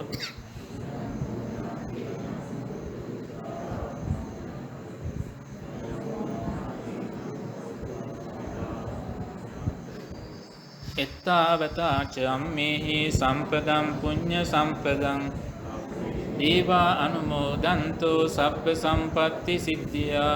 එත්තාවතා ච අම්මේහි සම්පදං පුඤ්ඤ සම්පදං සබ්බේ තා අනුමෝදන්තෝ සබ්බ සම්පatti සිද්ධියා. එත්තාවතා ච අම්මේහි සම්පදං පුඤ්ඤ සම්පදං සම්මේ තා අනුමෝදන්තෝ සබ්බ සම්පatti සිද්ධියා.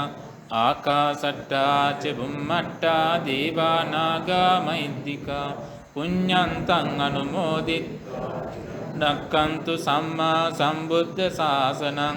ආකාසට්ටා ච බුම්මට්ටා දේවා නාග මහිද්దికා පුඤ්ඤන්තං අනුමෝදිත්වා චිරන් රැක්කන්තු සම්මා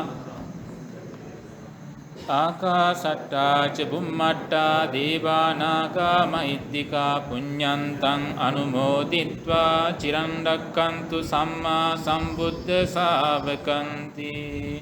සත්පුරුෂ ආශ්‍රය ප්‍රාර්ථනා කර ගැනීම. ඉමිනා පුඤ්ඤ කම්මේන මාමේ බාල සමාගමෝ සතං සමාගමෝ හෝතු යාව නිබ්බානපත්තිය. ඉමිනා පුඤ්ඤ කම්මේන මාමේ බාල සමාගමෝ සතං සමාගමෝ හෝතු යාව නිබ්බානපත්තිය. ඉමිනා පුඤ්ඤ කම්මේන මාමේ බාල සමාගමෝ සතං සමාගමෝ හෝතු යාව නිබ්බානපත්තිය. නිවන් ප්‍රාර්ථනා කරගන්නට මේ වාක්‍ය කියන්න මා කීවාට පස්සේ ඉදම්මේ පුඤ්ඤ කම්මං ආසවක්ඛයාවං හෝතු සබ්බ දුක්ඛා පමුංචතු. මේ උතුම් කුසලය මාර්ගඵල නිවන් පිණිසම හේතු වේවා. සාදු කියන්න. හැම දිනාටම මහා සංඝරත්නය වෙනුවෙන් අපි ආශිර්වාද කරනවා වන්දනා කරගන්න. අභිවාදන සීලිස්ස නිච්ඡං උද්ධාපචායිනෝ චත්තාරෝ ධම්මා වඩ්ඩන්ති ආයුවන්නෝ සුඛං බලං ආයුරාරෝග්‍ය සම්පatti සග්ග සම්පatti මේවච අතෝ නිබ්බාන සම්පatti මිනාතේ සමිච්ඡතු. දැන් මේ පිරිකර පූජා කරන්න හදනවානේ. දැන් බලන්න. දැන් මේ කට්ටිය දායක කට්ටිය. මේගොල්ලෝ මතු ජීවිතවල විපාකයක් ලබන්න හේතු වෙන පිනක් කරගන්න. තේරුණාද? මේ තව පින්කමක් මං කියන්නේ. දැන් මේ කට්ටිය මොන හරි පූජා කළා විපාකයක් ලබන්න හේතු වෙන පිනන්නේ රැස් කරගන්න. දැන් එතකොට මට මේක පූජා කරනකොට මම ලබන්නේ විපාකයක්. මම පෙර කරපේක විපාකයක්. මේගොල්ලෝ පින් කරගෙන මතු විපාක ලබා ගන්නවා. එහෙනම් ඕගලන්ට පැත්තක ඉඳලා පින් කරගන්න පුළුවන්. අනේපිරි සිටුතුමා ජේතවනාරාමේ පූජා කළා තවතිසාවෙට ගියා. ඒ පින්කම දැකලා අනුමෝදන් වෙච්ච කෙනෙක් ඊට උඩින් දිව්‍ය ලෝකයකට ගියා. එහෙනම් මේගොල්ලන්ට වැඩිය ඉහළ පිනක් ඕගලන්ට රැස් කරගන්න පුළුවන්. කොහොමද? මේ කට්ටිය රැස් කරගන්න පින ගැන හිතලා අනේ සාදු සාදු මේ කට්ටිය පිනක් කරගන්න මතු විපාක ලැබෙන පිනක් ඒ පිනත් මං අනුමෝදන් වෙනවා සාදු සාදු කියලා. ඒ කියන්නේ මේ අය සංඝුපස්ථානයක් කරගන්නවා. සාදු සාදු ඒ සංඝුපස්ථානයේ මං අනුමෝදන් වෙනවා කියලා හිතනවා. ස්වාමින් වහන්සේ පරිස්කාර පූජාවක් ලැබුණා පෙර කරපු කුසලයක විපාකයක් සාදු සාදු ස්වාමින් වහන්සේගේ විපාක වාරයත් මං අනුමෝදන් වෙනවා. එහෙනම් කාට හරි දෙන දානයක් ඕනම තැනකදී අපිට විතරක් නෙමෙයි ඕනම කෙනෙකුට මොන හරි දෙයක් ලැබෙනකොට මොන හරි දෙයක් දෙනකොට පැත්තක ඉඳලා බලලා සතුටු වෙන්න පුළුවන්. අන්න ඒක තමයි පින් අනුමෝදන් වෙනවා කියන්නේ. තේරුණාද? එහෙනම් ඒ ටිකත් සසරෙදි සැප ලැබෙන්න හේතු නැහැ. නිකම් පින් කරගන්න පුළුවන්. අර සල්ලි ගෙවලා වාරික ගෙවලා අපාය යන්න ඕනේ නැහැ. හරිද? ඔය කිව්වට ඉතින් ආයි කරන්නේ මාසයක් ගානේ වාරික ගෙවනවා. හරි. එහෙනම් හැම දිනාටම සැනසෙන්නම ලැබේවා. එතකොට අර පූජාවන් පූජා කරන වෙලාවේ දුවගෙන පැනගෙන ගිහලා අත ගහන්න ඕනේ නැහැ. අපේ මුලාව කොයිතරම්ද බලන්න. අපිට අර ඒ වෙලාව සමාකට අතේ තියෙන දූවිලි දාඩිය ගෑවුනාම පවක් තමයි සිදු වෙන්නේ. උතුම් පූජාවකට අත ගන්න ගිහිල්ලා. අපිට පැත්තකින් ඉඳලා සතුටු වෙන්න පුළුවන්. අවබෝධය තියෙනවා නම් ප්‍රඥාව තියෙනවා නම් පැත්තකින් ඉඳලා සෑහෙන පින් කරගන්න පුළුවන්. සිහියෙන් අර වෙලාවේ පෙරලගෙන ගිහිල්ලා පින්නේ මේ පව රැස් කරගන්න. ඉඩ දුන්නේ නැත්නම් අත ගහන්න. ඕගොල්ලෝ විතර දන්නේ පින් කරගන්න අපි කරගන්න ඕනේ නැද්ද කියලා රණ්ඩුත් වෙනවා.